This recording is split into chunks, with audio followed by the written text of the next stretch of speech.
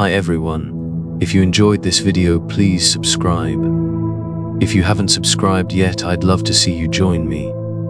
And don't forget to like and let me know what you think in the comments. Alright, let me tell you about what happened. My name is Sarah Miller, I'm 29, and this whole nightmare went down last autumn in Jenny Jump State Forest, New Jersey. I swear, I can't get the images out of my head. Every time I close my eyes, I hear her laughter echoing in the dark. People keep telling me to move on, try to forget. But how can I forget what happened to Alex? How can I forget that awful face grinning at me through my RV window? Alex and I had been together for almost 4 years. He was always the adventurous one, you know. Spontaneous road trips, diving headlong into any risky activity he could find. I guess that was part of his charm. He was like a golden retriever, always up for anything. Me, I'm more of a cautious cat. Anyway, after we both hit a rough patch at work, layoffs were looming. Stress was high. Alex suggested we buy a second-hand RV and go off-grid for a while. Test our survival skills, he said. It'll be great, he said, just the two of us under the stars, away from all the stress. I was hesitant, to say the least. Like I said, I'm cautious by nature, and I didn't trust that old RV he'd found on some classified website. The thing had rust patches on the underside, a squeaky engine belt, and a weird smell we couldn't quite pinpoint, kind of like old gym socks and mildew. But Alex, being Alex, insisted the RV was a gem in the rough. He was so excited about it, practically bouncing off the walls. I wanted to support him, so I pushed my worries aside. So off we went to Jenny Jump State Forest. Now, this place has a reputation. Locals whisper stories about ghosts and other unsettling sightings. Alex, of course, laughed off the rumors. I was less convinced. The plan was simple: camp for a few nights in the more isolated parts of the forest. We brought along extra flashlights, matches, canned goods, a portable stove, and a toolbox that Alex swore was fully stocked. He even packed a hatchet, saying he wanted to channel his inner lumberjack. I rolled my eyes, but secretly, I found it kind of endearing. When we first arrived, the forest was gorgeous. Towering oaks, rocky outcrops, and golden sunlight filtering through the leaves. We set up in a clearing near a narrow dirt trail, miles from the nearest official campground. I remember stepping out of the RV, taking a deep breath of that fresh forest air, and thinking, maybe this won't be so bad. The first sign of trouble appeared the following morning. Alex and I woke up to find bare footprints surrounding the RV. They were small, like a child's, and they looked human, but the toes were elongated, almost claw-like. My stomach twisted at the sight. Alex tried to shrug it off. Probably just someone messing with us, he said. But even he sounded a little uneasy. But something about those footprints felt deeply wrong. The wide spacing between the steps was impossible for any normal person. And each print was embedded into the mud more deeply than should be possible for such a small foot. It was like whatever made them was heavier than it looked. That day, the woods felt unnaturally quiet. Even the usual chirping birds seemed absent. The further we ventured from the RV, the more I felt a creeping sense of unease, as though unseen eyes were following our every move. We found strange markings etched into the bark of trees. Some looked like runes or symbols. Alex claimed they were just someone's idea of a prank, but I noticed his eyes darting around more often, scanning the trees. He wasn't as carefree as he was trying to appear. Something was definitely off, and it wasn't just the weird smell in the RV. On our second evening, we sat by a small fire outside the RV, talking about life and whether we'd ever do something like this again. I was on edge, though I tried to hide it. I kept glancing at the tree line, feeling like we were being watched. Then, the night suddenly went silent. No crickets, no rustling leaves in the breeze. It was as if someone had hit the mute button on the forest. That's when we heard it, a faint, high-pitched laughter coming from somewhere deep in the woods. It sounded almost like a child's giggle, but twisted, somehow. It made the hairs on the back of my neck stand up. Then we saw her. She was standing at the edge of the clearing, just within the reach of the firelight. She was small, like a child, but gaunt and hunched. Her skin was pale and seemed to shimmer faintly in the dim light. Her eyes, though, those were the worst. They reflected the firelight with a strange, bluish glare. She just stood there, watching us, a creepy smile tricked across her face. Neither of us moved. I remember feeling like my heart was about to punch through my chest. I couldn't breathe. Alex, who was usually so quick to react, was frozen, his mouth slightly open. Then, in a single, fluid motion, the figure vanished into the dark. 1 second she was there, the next gone. Like a wisp of smoke, we sat in stunned silence for a minute. The crackling of the fire the only sound. Alex tried to reassure me, saying it was probably just some crazy drifter or a lost camper. But his voice shook, betraying his fear. We decided to pack up early the next morning and leave. Isolation wasn't so romantic anymore. We both agreed we needed to get out of there. But come morning, the RV refused to start. The gas tank, which Alex had filled up right before we arrived, was inexplicably empty. He popped the hood to take a look. Everything seemed to be in place, except for the missing fuel. We started arguing. I accused him of not being prepared, of buying a junk RV that was bound to break down. I was scared and lashing out. He barked back that someone must have siphoned the gas overnight. That possibility made me even more terrified because it meant someone was out there, messing with us. We spent the day scouring the area, hoping to find another camper or a ranger station, but found nothing except an abandoned Jeep, partially eaten by rust. It looked like it had been there for years. Alex tried to siphon fuel from its tank, only to discover it was bone dry, just like ours. We returned to the RV as dusk approached, with no solution in sight. The tension between us was palpable, and I felt guilty for blaming him. Truth was, neither of us could have expected a situation like this. We were stranded. That night, the laughter returned, closer this time. The hag, because that's how I started thinking of her, scratched at our windows, leaving muddy handprints on the glass. We sat inside, the lights off, clutching each other in silence. My heart hammered so loudly I was sure she could hear it.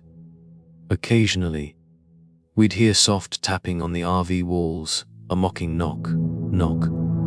It felt like she was toying with us. At one point, we heard her call Alex's name in my voice, a perfect imitation that made him jolt upright.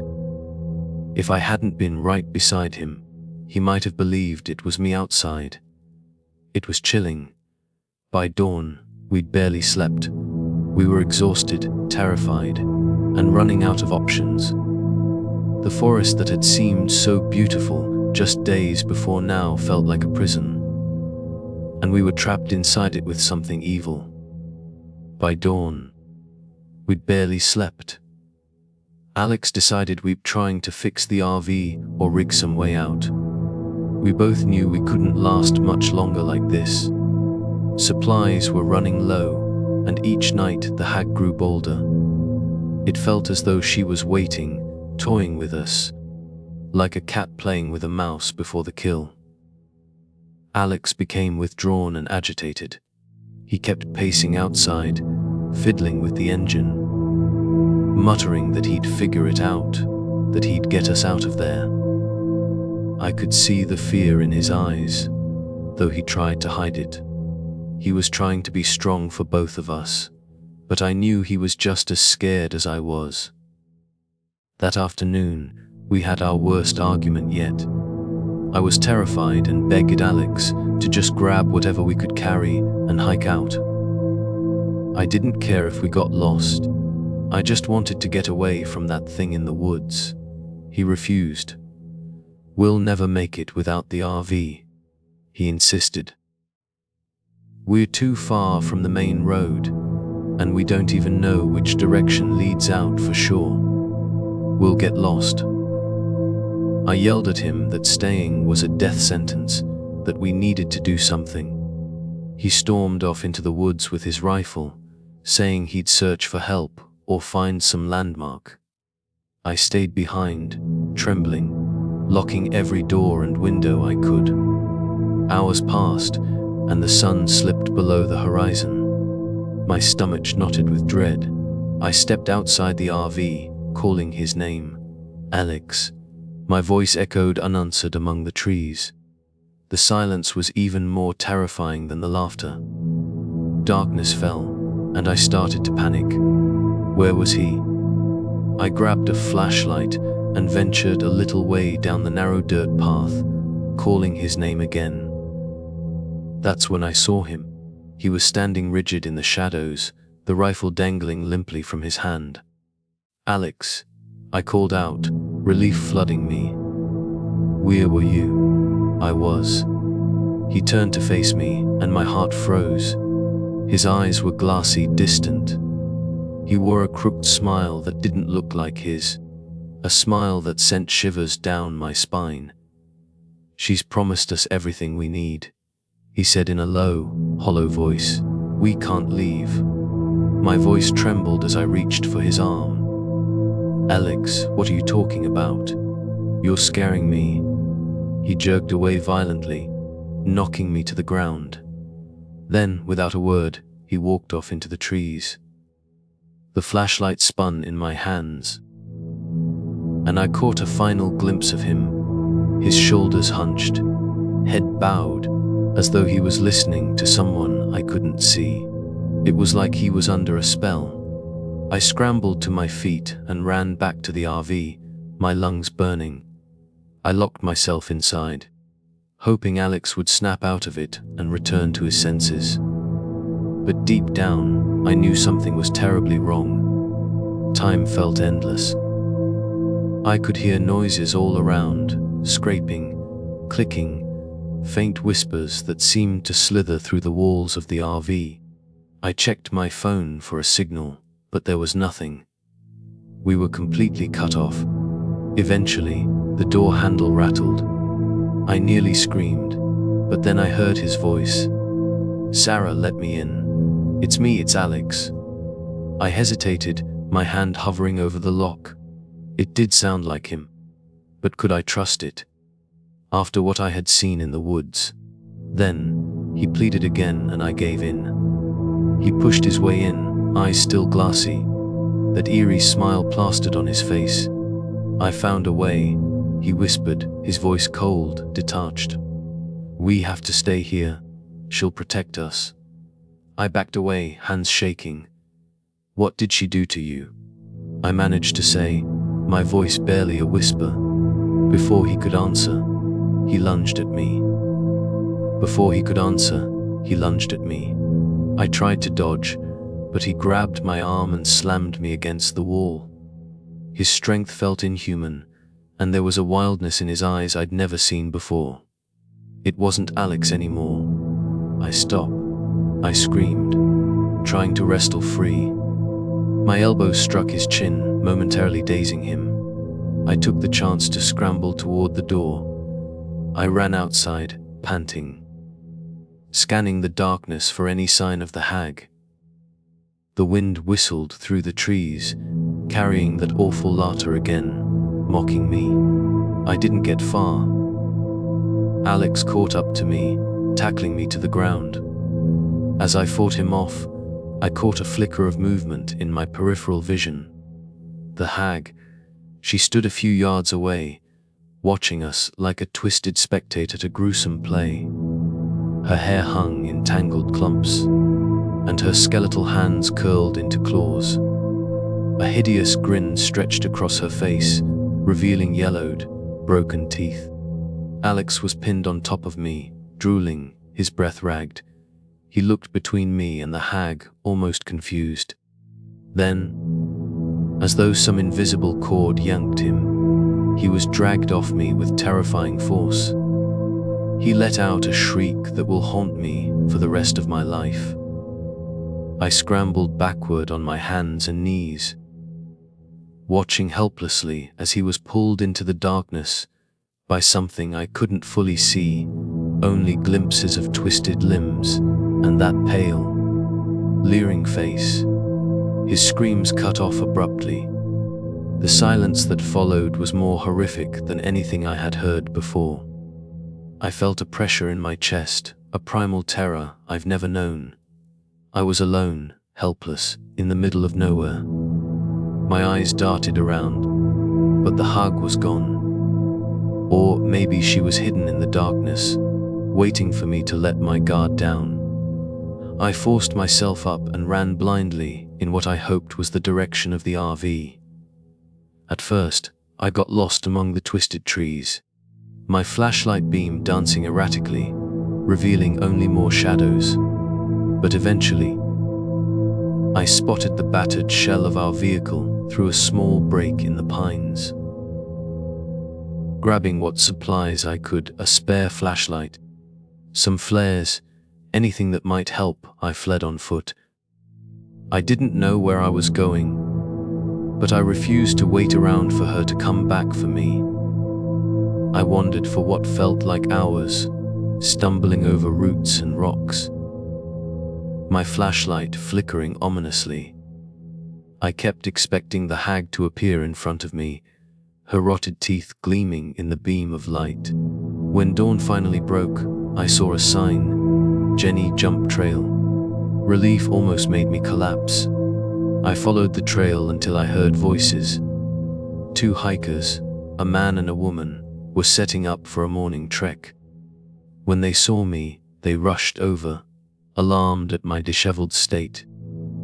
I must have looked deranged, babbling about a hag and my missing boyfriend. They led me to a park ranger station, where I recounted everything. The rangers conducted a search, but they never found Alex's body.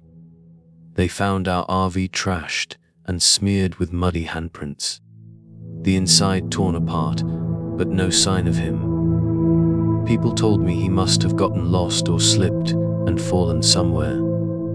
Others speculated it was a wild animal attack. No one believed my story about the hag, or the strange footprints, or how he suddenly seemed possessed. The official report listed Alex as a missing person, case open but effectively unsolved. I left New Jersey soon after, returning to my small apartment in the city.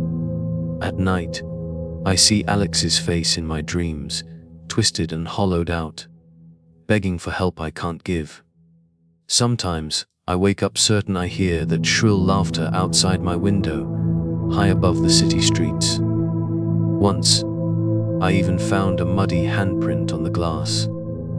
I can't explain it, and I'm not sure I want to. If there's one lesson I've learned, it's that some places are better left alone. Jenny Jump State Forest might look serene and peaceful in the daylight, but something ancient and malevolent lingers among the trees, and it's still out there, waiting for anyone foolish enough to wander in unprepared.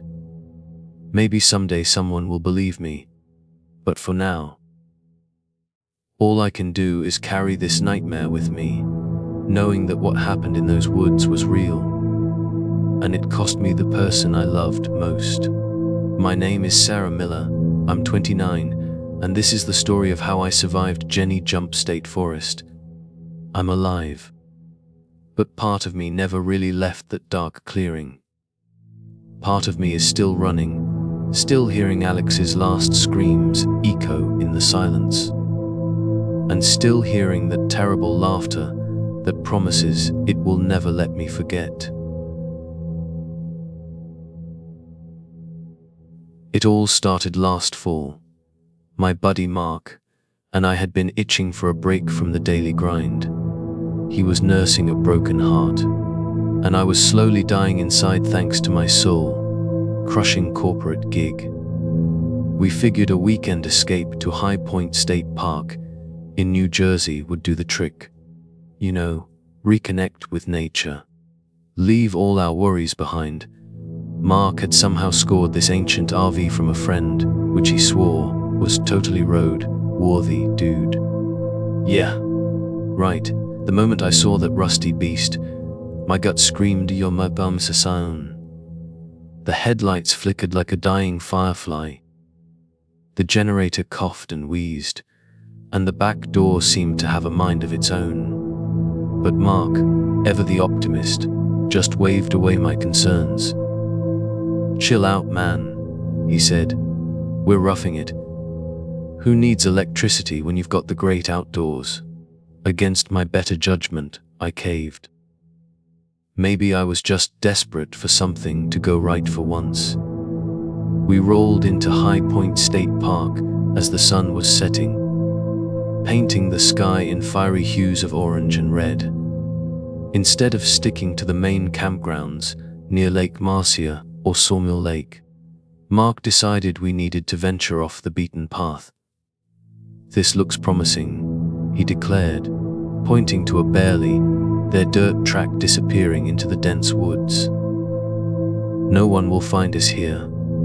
So, we bumped along this treacherous trail, my teeth rattling with every pothole. The trees closed in around us, the branches scraping against the RV like skeletal fingers. Finally, we found a small clearing, just big enough to park. As I killed the engine, an eerie silence descended. It wasn't the peaceful kind, more like the quiet before a storm. I tried to shake off the feeling that we were being watched. While Mark gathered firewood, I wrestled with the RV's generator. No surprise, the damn thing wouldn't cooperate. After what felt like 100 tries, I gave up. Night was falling, and I figured I could deal with it in the morning. We built a fire, cracked open a couple of beers, and for a while, things actually felt normal. Just two friends, shooting the breeze under the stars. But around 10 p.m., the peace was shattered. From somewhere deep in the woods, we heard a woman crying. It was faint, but definitely there. A chilling sound that sent shivers down my spine. "Probably just an animal," Mark said, but I could tell he wasn't convinced. We listened, the cries rising and falling like waves of despair. "Should we check it out?" I asked, but Mark shook his head. "No way, man. Wandering around in the dark with a busted flashlight. Not a good idea. Could be anything out there." He had a point. The uneasy feeling in my gut intensified. We decided to call it a night. The RV's overhead lights decided to give up the ghost, so we relied on a couple of battery-powered lanterns. Mark crashed on the fold-out couch, and I climbed into the bunk above the driver's seat. The crying eventually faded, and I drifted off to a restless sleep. Sometime in the dead of night, I woke to the sound of footsteps circling the RV. Slow, deliberate, and terrifyingly close. Thump, crunch, thump, I lay frozen, convinced I was having a nightmare. But then I heard Mark shift below me, and I knew he'd heard it too. I grabbed my phone, hoping for a signal. No bars. Great, Mark whispered. Just great. Stay quiet. We held our breath as the footsteps completed their loop around the RV and stopped right by the back door. My heart hammered in my chest. I waited for the inevitable, the door bursting open, a window shattering, but nothing happened. After an eternity, the footsteps retreated into the darkness. Sleep was out of the question after that. By dawn, we were both exhausted and on edge. We stepped outside, searching for any sign of who or what had been lurking around our campsite. No footprints, just some disturbed dirt. I tried to convince myself it was just a deer or something, but deep down, I knew it was something else. As we sipped our coffee, we noticed a small group of deer by the trees. But something was off. They were frozen in place, staring at us with an intensity that made my skin crawl. When Mark took a step towards them, they bolted as if they'd seen a ghost. "Dude," Mark muttered. "This place is seriously creepy." But we were determined to make the most of our trip. Mark suggested we explore the area, maybe find a scenic spot with a view. We followed a rough trail behind our campsite, pushing through overgrown branches and thick underbrush. Soon, we stumbled upon an old hunting cabin, half hidden in a hollow. It looked abandoned, with missing boards and a caved-in roof. Curiosity got the better of us, and we cautiously stepped inside. The walls were covered in strange symbols, like distorted figures with elongated limbs. A cold fire pit sat in the center, the ashes smelling ancient. Suddenly, a voice boomed from outside. "Who's in there?" We froze. 3 men emerged from the shadows, looking like they'd stepped out of a time capsule. Their clothes were worn, their faces weathered, and one of them held a shotgun. "Just passing through," Mark said quickly, raising his hands in surrender. The man with the shotgun spat on the ground. "You ain't welcome here. This cabin's off limits." I wanted to ask why, but the look in their eyes told me it wasn't worth it. The tension was thick enough to cut with a knife. We apologized and hurried out. As we left, one of them muttered, "Get out of these woods before nightfall. This land is protected." That encounter left us shaken. Back at the RV, the weight of their warning settled over us. We were clearly not welcome here. The unspoken fear in Mark's eyes mirrored my own. We were trespassers in a place with secrets we didn't want to uncover. The day dragged on, filled with a growing sense of unease. As the sun began to set, our generator chose that moment to die completely. No electricity, no heat, and our flashlights were fading fast. Nightfall brought a chilling silence. We ate our cold dinner in the dim lantern light, barely speaking. Mark was a nervous wreck, constantly peering out the windows. I tried to stay calm, but the fear was contagious. Around midnight, I finally dozed off, but I was jolted awake by Mark's panicked voice. "Mike!" He was backing away from the rear door, which was now wide open. I sat up, my heart pounding. I started, but Mark cut me off.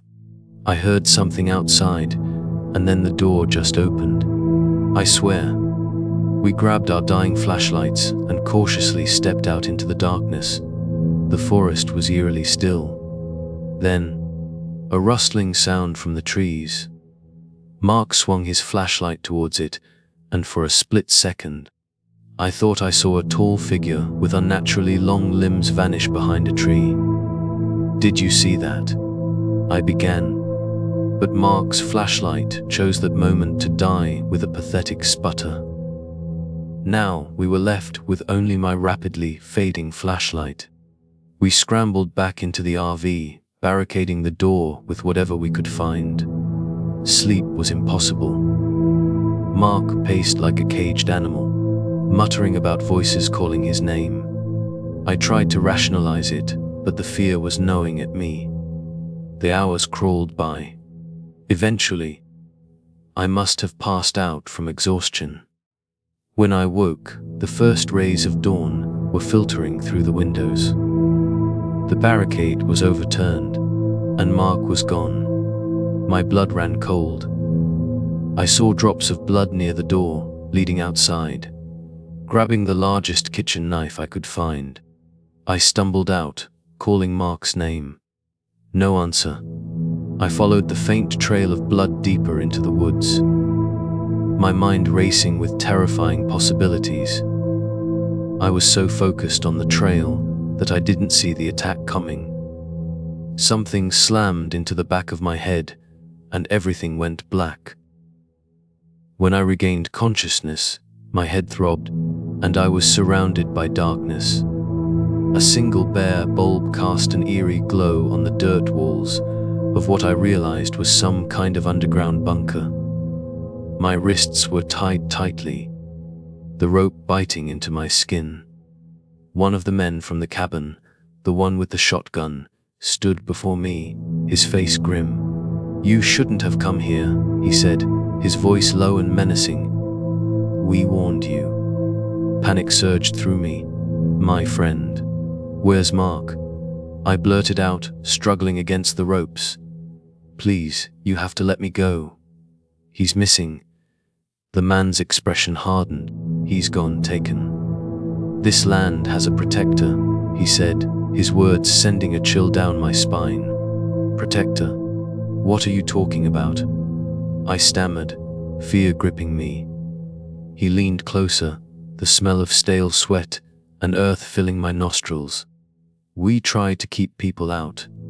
That thing," he gestured vaguely upwards, "it's ancient. It knows these woods. If it marks you, you're as good as dead. We tried to warn you, but you wouldn't listen."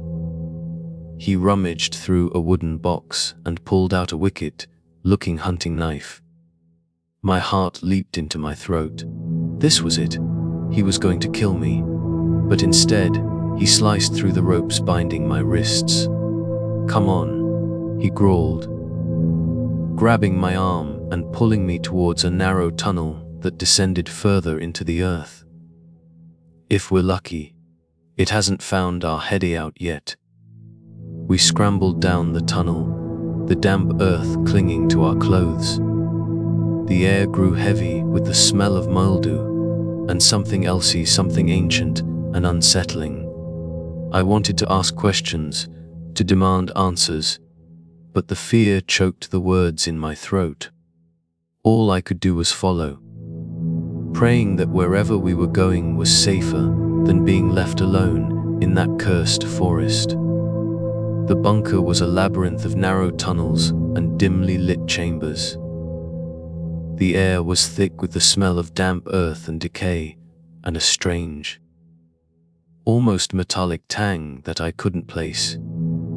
We hurried through the maze, the man with the shotgun occasionally glancing over his shoulder, as if something were pursuing us. Finally, we reached a larger chamber where a group of people huddled around a flickering lantern. They looked up as we entered, their faces etched with fear and suspicion. The man with the shotgun grunted a greeting, and then pushed me towards a rough-hewn bench. "Stay here," he ordered, "and don't try anything stupid." I sank onto the bench, my head spinning. Who were these people? What was this place? And what had happened to Mark? Questions bombarded me, but I knew better than to voice them. These people were clearly on edge, and I didn't want to provoke them. As I sat there, trying to make sense of the situation, I noticed the details of the bunker. The walls were reinforced with thick timbers, and the ceiling was low and uneven. There were a few crude bunks lining the walls, and a makeshift fireplace in one corner. It was a Spartan existence, but it offered some protection from the horrors of the outside world. One of the women, her face lined with worry, offered me a cup of water. I accepted gratefully, the cool liquid soothing my parched throat. "What is this place?" I finally asked, my voice trembling. The woman hesitated, then spoke in a hushed tone. "This is where we hide. From the creature, from the protector." "But what is it?" I pressed, my curiosity outweighing my fear. She shook her head. "We don't know. But it's ancient. And it's evil. It guards these woods, and it doesn't like outsiders." Her words confirmed my worst fears. There was something truly sinister lurking in those woods, something that had taken Mark. And now, I was trapped underground with these people, who seemed to know more than they were letting on. The hours dragged by. The lantern light cast long, dancing shadows on the walls, and the silence was broken only by the occasional whisper or the crackle of the fire.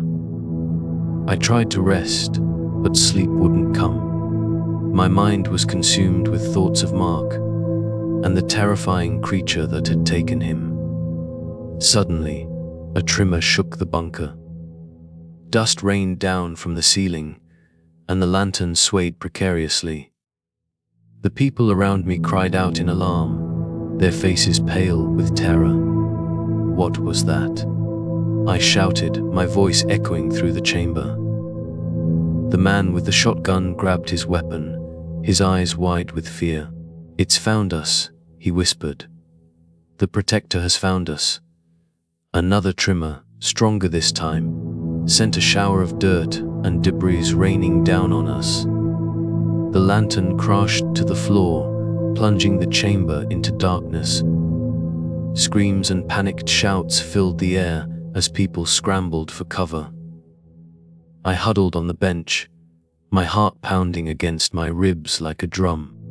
Then, a sound that chilled me to the bone. A low, guttural growl, echoing through the tunnels. It was unlike anything I had ever heard before. Animalistic and filled with a primal rage. The growls grew louder, closer, as if the creature was stalking us through the maze, like passages. The man with the shotgun barked orders, his voice laced with fear. "Barricade the entrance."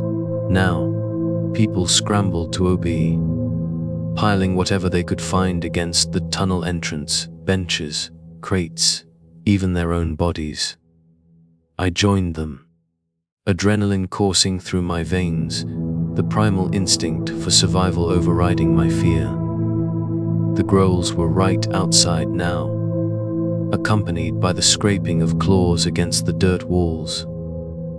The creature was trying to force its way in. The flimsy barricade shuddered under the onslaught, and I knew it wouldn't hold for long. Then silence, an eerie, heart-stopping silence. We held our breath, listening for any sign of the creature. Had it given up, or was it simply waiting for the right moment to strike? Suddenly, a blood-curdling scream pierced the darkness. Someone had been dragged away. The barricade was breached. Panic erupted. People scattered, desperate to escape the creature's wrath. I stumbled through the darkness, blindly following the others, my lungs burning, my legs screaming in protest. We ran through the tunnels, the creature's growls echoing behind us. The air grew thick with the stench of fear and death. I didn't know where I was going, but I knew I had to keep running. Then, a glimmer of light ahead, an opening.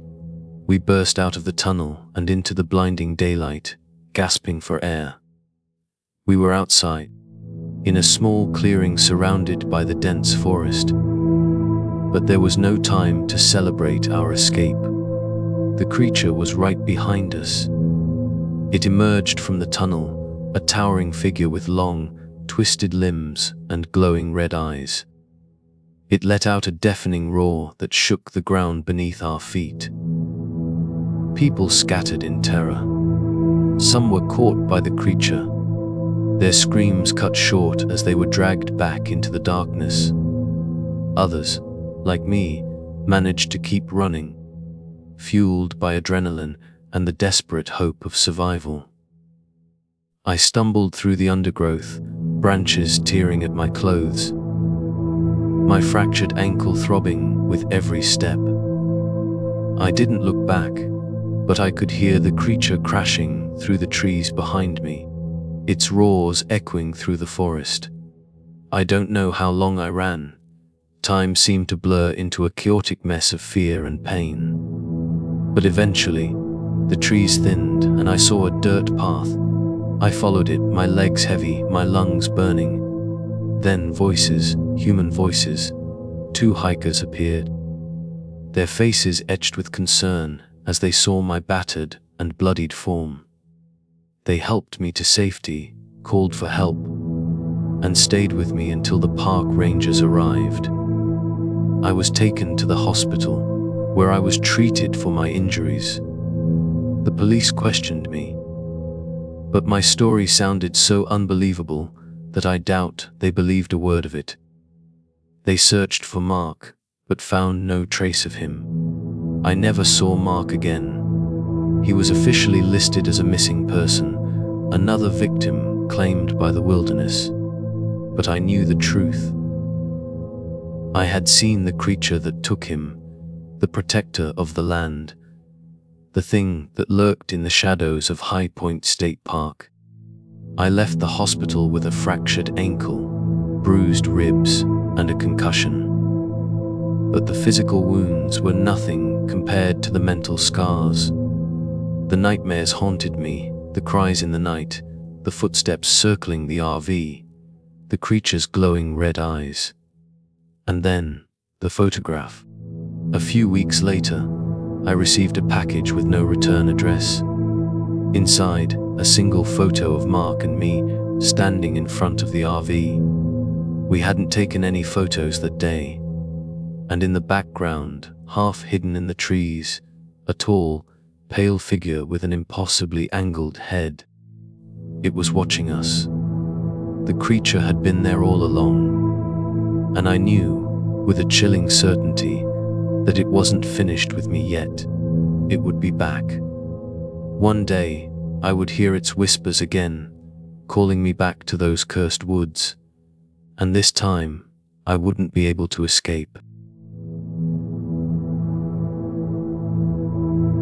My name is Daniel Carter, and this is the story of what happened to me in the Wharton State Forest, deep in the pine barrens of New Jersey.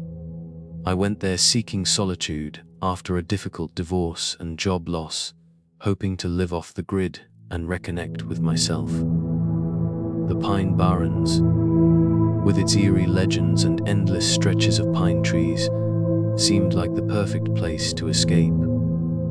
I craved the quiet, the absence of human noise and demands, a place where I could simply exist without the constant pressure to be someone I no longer recognized. My old diesel RV, a beast of a machine that groaned and rattled even on smooth roads, became my unlikely sanctuary.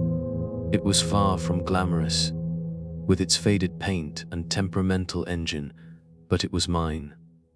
Every dent and scratch told a story, a reminder of past adventures and a promise of new ones to come. I spent hours coaxing it down the lonely dirt trails, the sun sinking below the horizon as I searched for the perfect spot to set up camp. Finding that secluded spot, nestled deep within the pines, was like discovering a hidden world. The air was thick with the scent of pine needles and damp earth, a welcome change from the sterile, air-conditioned confines of my old life. But the transition to off-grid living was far from seamless. I wrestled with solar panels, tangled myself in wires, and cursed the temperamental fridge that seemed determined to blow a fuse every time I turned my back. My hands, soft from years of office work, became calloused and scratched. My days were filled with the challenges of survival, finding water, conserving energy, and battling the elements. Yet, there was a strange satisfaction in these struggles, a sense of accomplishment that had been missing from my life for far too long. One afternoon, while wrestling with my generator, a stubborn beast that seemed to have a mind of its own, I heard a voice call out from the trees. "Hello," it said, hesitant and uncertain. I grabbed my flashlight, a wave of apprehension washing over me. I hadn't seen another soul in days, and the unexpected intrusion shattered the peaceful solitude I had come to cherish. That's when I met Ethan Malone, a vlogger and outdoorsman who had spotted my RV through the trees. He was lean and scruffy, with a disarming grin and an easygoing manner. He told me he was always searching for the next adventure to document for his channel, and the Pine Barrens, with its eerie legends and mysterious disappearances, had piqued his interest. I wasn't exactly thrilled to have company. Solitude had become my refuge, and the thought of sharing it with a stranger, especially one with a camera, filled me with a sense of unease. But Ethan had a way of putting you at ease. He was genuinely curious about my off-grid experiment, and his enthusiasm for the Pine Barrens was contagious. He spoke of disappearing campers, creepy shrines, and strange footprints, his eyes gleaming with excitement. I'd heard the stories of the Jersey Devil, of course, but I had always dismissed them as local folklore. Still, Ethan's passion was infectious, and I found myself agreeing to join him on a hike the next day, just to see what was out there. We set out early the next morning, following a narrow path covered in a thick carpet of pine needles. The forest was eerily quiet, the only sound the gentle rustling of wind in the treetops. After about an hour, we stumbled upon something that made my blood run cold: an abandoned campsite. Torn tents lay scattered amongst the trees, belongings strewn about as if in a hasty retreat. A pungent odor hung in the air, a sickening smell of decay that reminded me of rotting meat. Ethan, ever the adventurer, knelt down and picked up a tattered journal lying half buried in the dirt. Flipping through the brittle pages, we found frantic scribbles, desperate pleas for help. The journal described a woman in a white dress who supposedly walked at night, a malevolent presence that haunted the woods. It was unnerving, to say the least. There was no sign of the campers themselves, no footprints, no tire tracks, just their abandoned possessions and this chilling journal. Ethan, ever the documentarian, tried to film a quick segment on his phone, but his battery died unexpectedly. He cursed under his breath and stuffed the phone back in his pocket. Neither of us wanted to linger. The silence of the forest had become oppressive, the air thick with a sense of unseen eyes watching us.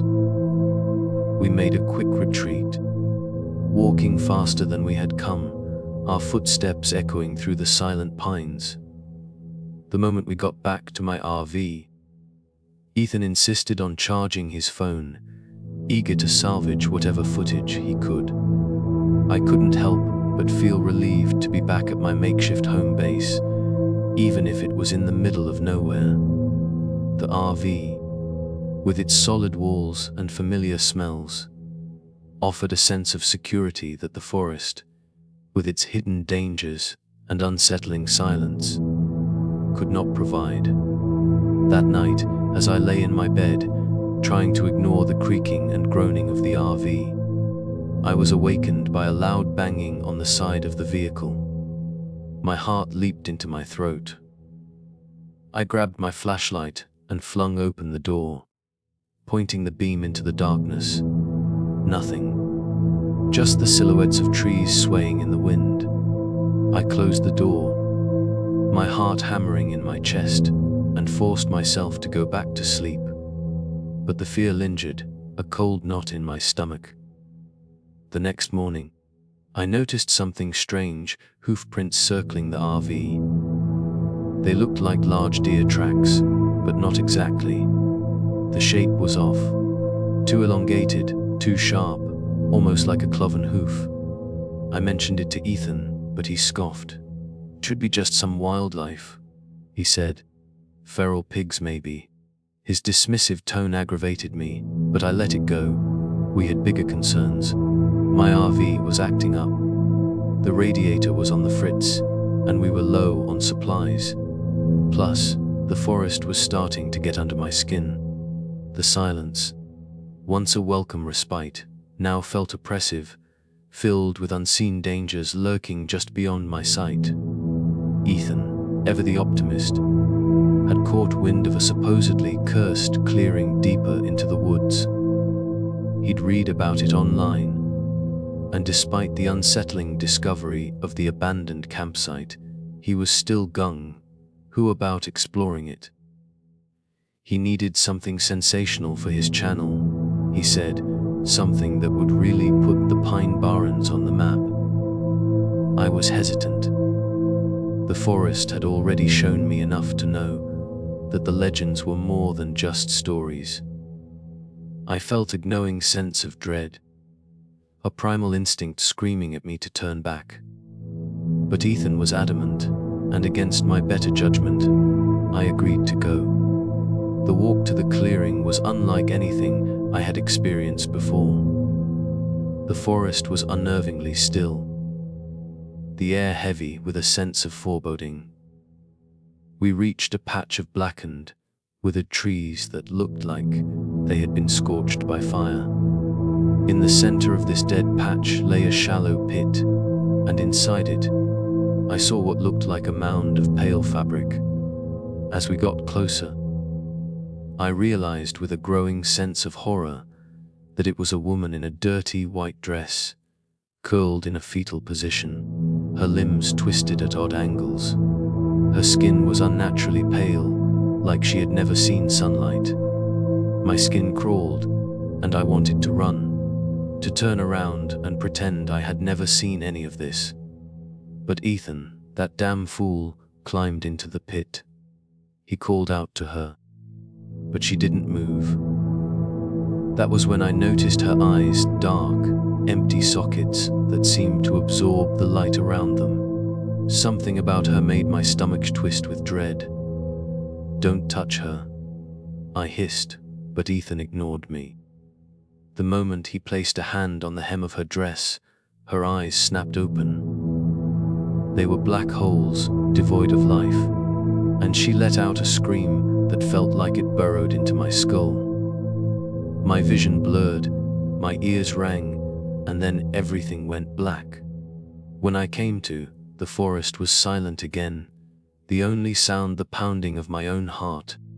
Ethan was gone. His pack lay on the ground, ripped open, supplies scattered, as if someone had rifled through them in a hurry.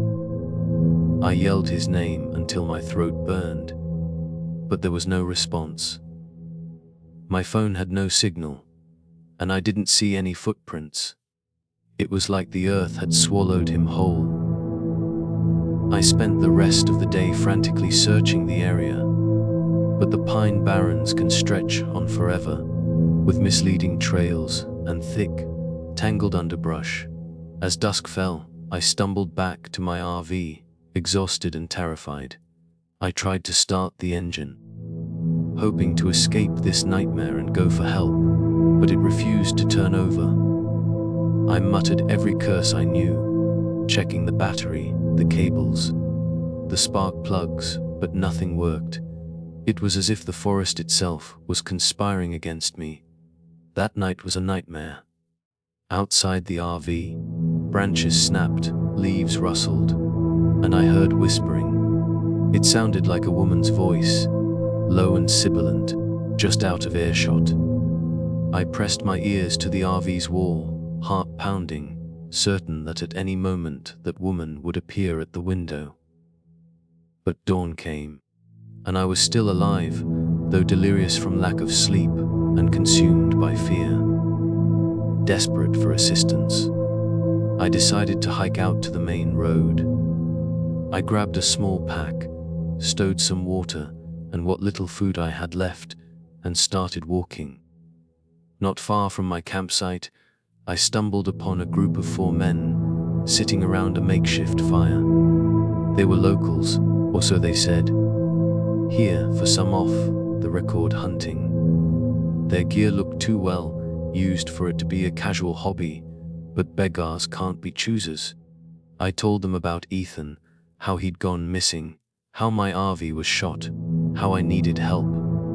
At first, they pretended to be friendly, offering me coffee from a dented thermos.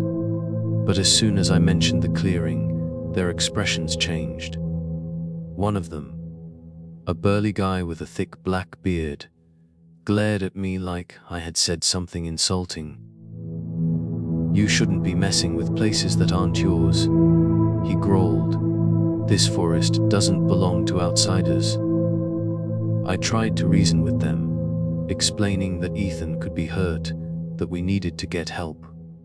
They shut me down, their faces hardening.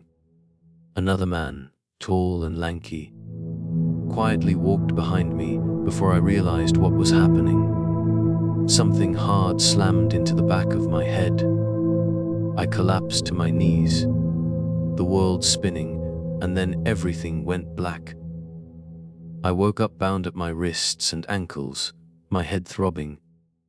We were in the clearing again, the same pit looming in front of me like an open grave. The men stood around me, forming a semicircle, their faces grim. One of them crouched near me and hissed, "We've been keeping her quiet for years. You people come out here poking your noses where they don't belong, and she wakes up angry." I struggled against the ropes, panic nearly suffocating me. Then I saw Ethan, or at least I think it was Ethan. He was strung up from a tree branch, limbs limp, his eyes open and black as tar, his face contorted in a silent scream. My stomach heaved, tears pricking at my eyes. I wanted to call out his name, but no sound came out. The men were chanting something under their breath, a low, guttural sound that seemed to vibrate through the very ground beneath us. It sounded ancient, primal, as if they were trying to appease whatever lurked in these woods. Suddenly, the air turned freezing, and a figure shimmered at the edge of the clearing. It was the woman in white, her hair hanging limply around her face, her mouth twisted in a snarl. She glided forward, drawn by their voices, or maybe by my terror. One man reached for a hunting knife, gesturing to me. "She needs a sacrifice," he said, his voice devoid of emotion. Even though my body was paralyzed with fear, my mind screamed for me to move, to fight, to do anything but lie there and accept my fate. The others held me down, pressing their knees into my shoulders, their grip like iron. I was certain I was about to die. Then the woman turned, her eyes, those black, empty sockets, fixed on the men. They froze, their chanting dying in their throats. She released an unearthly shriek, a sound that felt like it would shatter my eardrums. The ropes on my arms loosened, or perhaps the men's grips slackened as they reeled from the sound. In a heartbeat, she lunged, her bony fingers reaching for them. Chaos erupted. The men screamed, scattering in all directions. The woman moved with unnatural speed, a whirlwind of white and rage. I scrambled back, my hand still bound, my heart pounding against my ribs. I saw her tear into the men, her touch bringing swift and brutal death. One by one, they fell, their screams echoing through the trees. When the carnage was over, The clearing fell silent again. The woman in white stood amidst the bodies, her dress stained with blood. She turned towards me, and I braced myself for the final blow. But instead of attacking, she simply stared, her black eyes boring into mine. Then, she turned and vanished into the woods, leaving me alone with the dead. I managed to free myself from the ropes and stumbled away from the clearing, my legs shaking, my mind reeling from the horrors I had witnessed. I don't know how I found my way back to the RV, but somehow I did. The engine, miraculously, started without a hitch. I didn't look back as I drove away, leaving the Pine Barrens and its secrets behind me. I never went back. The experience left an indelible mark on my soul, a chilling reminder of the darkness that lurks beneath the surface of the world. I still have nightmares, flashes of the woman in white, the screams of the men, the lifeless eyes of Ethan. The Pine Barrens had promised me solitude and escape, but it delivered something far more terrifying. It forced me to confront the fragility of life, the power of fear, and the darkness that resides within both nature and humanity. Looking back, I can't help but think about the role technology played in this whole ordeal. I went to the Pine Barrens to escape technology, to reconnect with nature. But I brought technology with me, my RV, my solar panels, my phone. It was a lifeline to the world I was trying to leave behind, a constant reminder of the comforts and conveniences I had sacrificed. Perhaps it was this clash between nature and technology that disrupted the delicate balance of the forest, awakening something ancient and malevolent. The Pine Barrens taught me a valuable lesson that nature is not to be trifled with. It is a powerful force, both beautiful and terrifying, and we enter its domain at our own peril. I emerged from the Pine Barrens a changed man.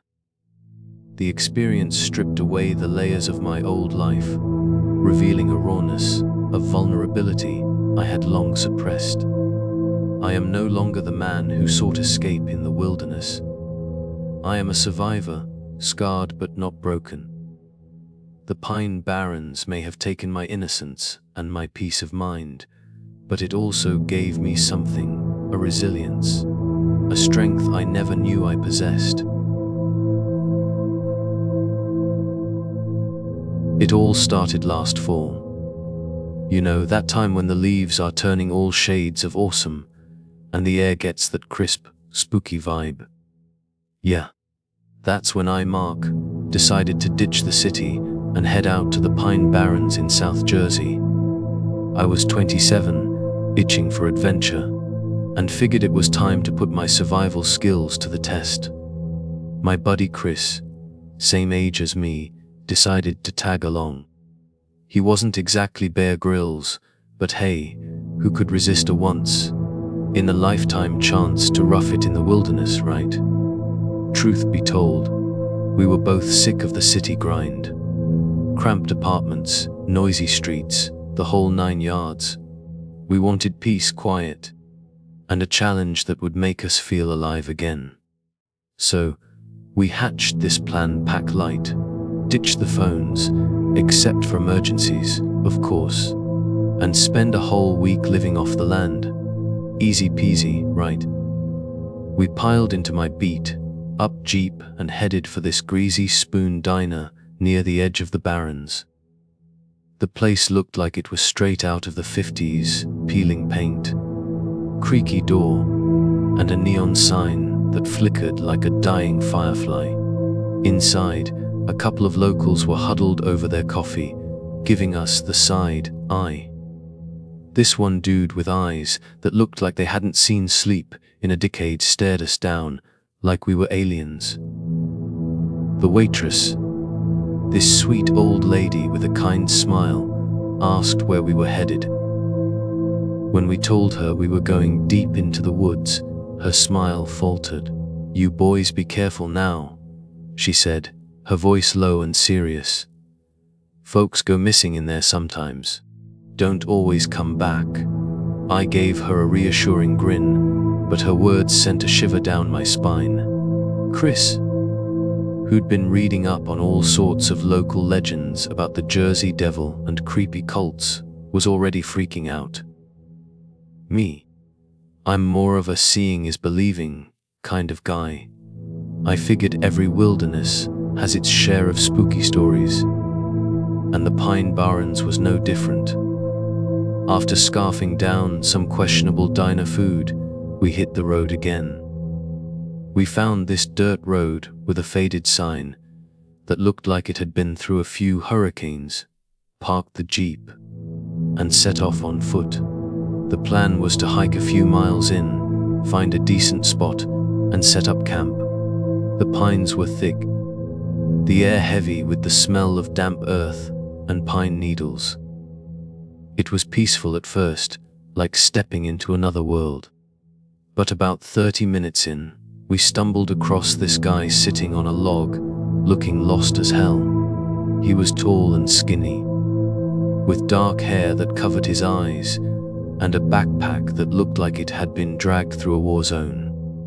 He rasped, his voice rough like sandpaper. "You guys heading deeper in?" Chris and I exchanged glances. We hadn't planned on company, but the guy looked like he needed help. He introduced himself as David, said he knew the area pretty well, but his map was useless. It was missing a whole chunk, like someone had ripped it out. "Seems like you two have a decent idea of what you're doing," David said, eyeing our packs. "Mind if I tag along for a bit?" Chris wasn't too keen on the idea, but I figured, what the heck? Maybe having a local guide wouldn't be so bad. And that's how David joined our little expedition. Not exactly what we had in mind, but there was something about him that piqued my curiosity. He seemed tired, desperate even. But he also had this air of knowing something we didn't about the forest. We hiked for another couple of hours before finding a spot to camp near a small creek. It wasn't bad, some decent cover from the wind and a source of fresh water. That night, Chris got a fire going and we shared our rations. David started talking about older things in the woods, things worse than the Jersey Devil. He didn't go into detail, but his tone sent chills down my spine. And that, my friends, is where things started to get really weird. The first sign of trouble was the smell. I woke up in the middle of the night to this god-awful stench. It was like something had crawled into our camp and died, leaving a cloud of rotten eggs and decay hanging in the air. I swear, I could almost taste it. I scrambled out of my tent, shining my flashlight around, but there was nothing. Chris was snoring away like a bear in hibernation, and David, nowhere to be seen. His tent was empty. I found him a few yards away, staring into the darkness like he'd seen a ghost. "You smell that too?" I asked, my voice a little shaky. He just nodded, his eyes wide. Before we could even react, the smell vanished, like someone had flipped a switch and sucked it right out of the air. Spooky, right? The next morning, things went from weird to, what the hell? Some of our food was gone, vanished, and a whole liter of water had disappeared too. But here's the kicker, there were no tracks, no signs of any animals getting into our stuff. It was like the food and water just decided to pack up and leave on their own. Chris's face was pale, but I tried to play it cool. "We'll just be more careful with our supplies," I said, trying to convince myself as much as him. David didn't say a word, but he kept looking over his shoulder like he expected something to jump out at us. We packed up camp and moved on, determined to salvage what was left of our trip. The plan was to circle deeper into the barrens and then loop back to the jeep on the last day. By late afternoon, we reached this part of the woods where the trees were so close together it felt like we were walking through a tunnel. The sunlight was barely able to sneak through, and the silence was deafening. No birds singing, no squirrels chattering, just the sound of our boots crunching on the forest floor. We set up camp, and Chris got another fire going. David was sharpening a stick with his pocket knife, his face grim. The whole atmosphere was tense, like something was watching us. And then, that damned smell came back. It hit us like a wave, this time with a hint of something metallic mixed in with the rot. It was like a warning, and it made the hairs on the back of my neck stand on end. Around midnight I heard it, a voice, my voice, calling out to Chris. "Chris, over here." I shut up in my tent, heart pounding. Chris was already awake, his eyes wide with fear.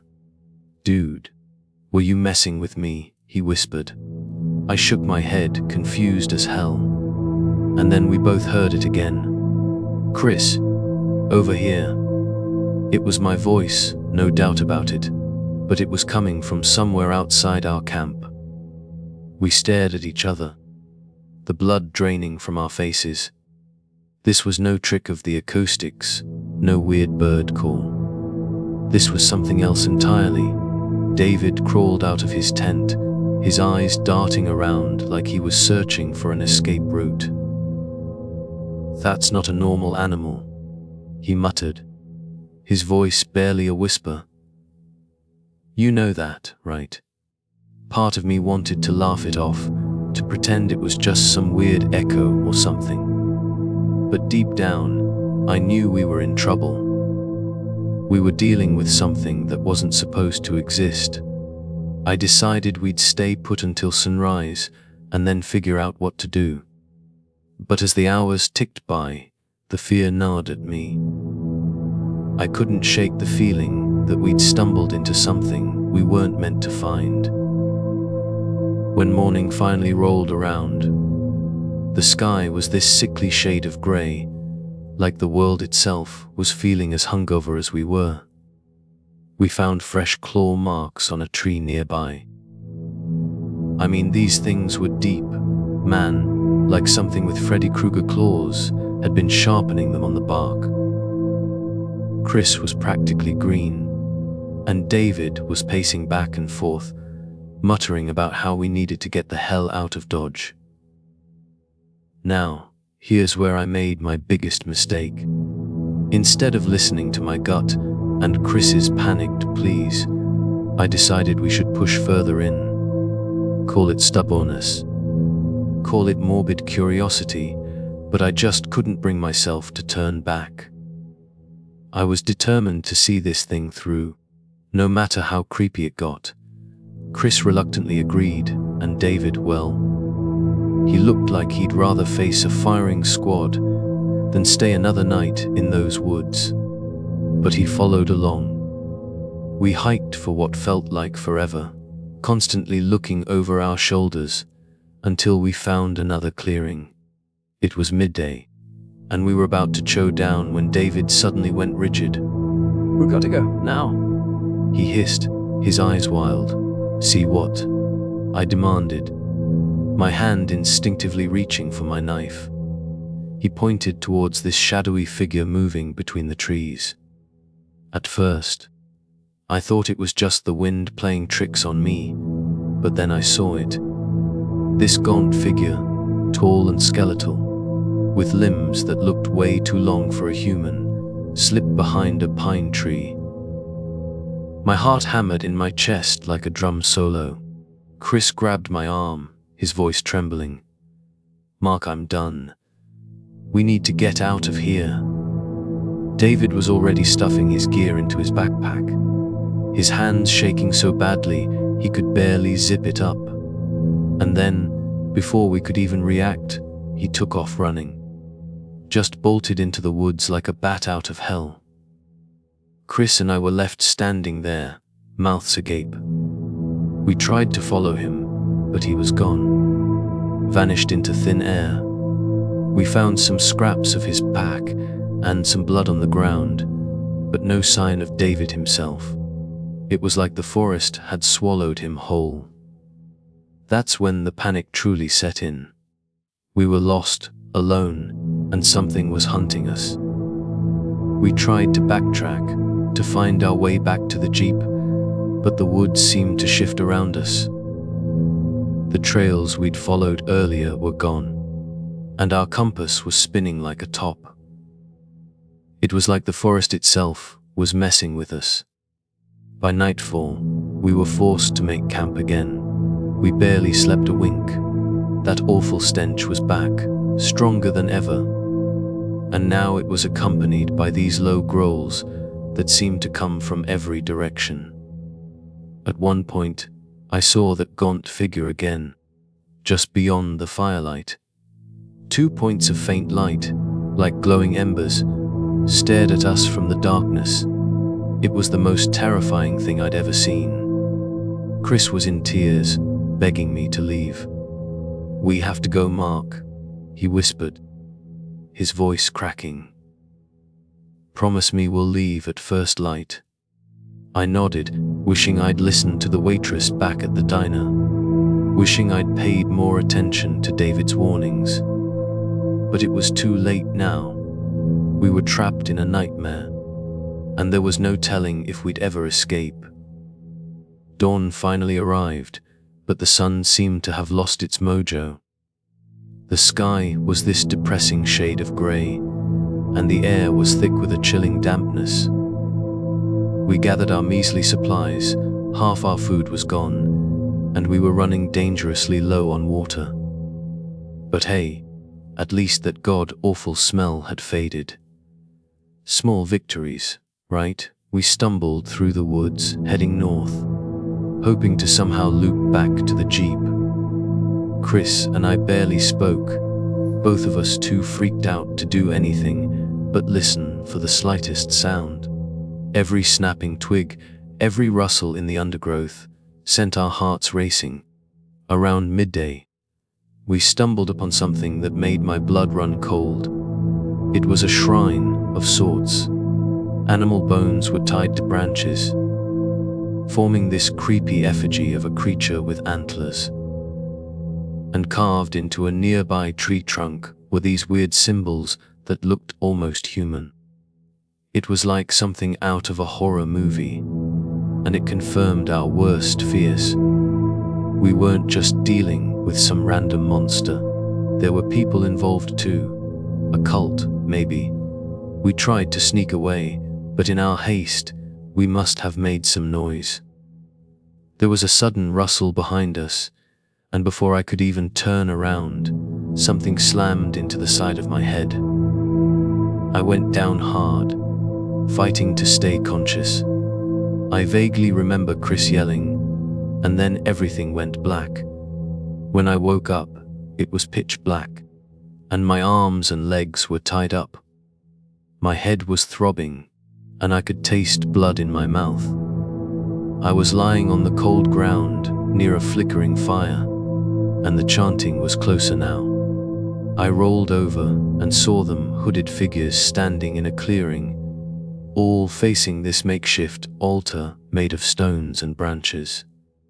And on that altar, Chris, unconscious, his arms and legs stretched out and tied down like mine. My heart leaped into my throat. They were going to sacrifice him. I had to do something, anything, to save him.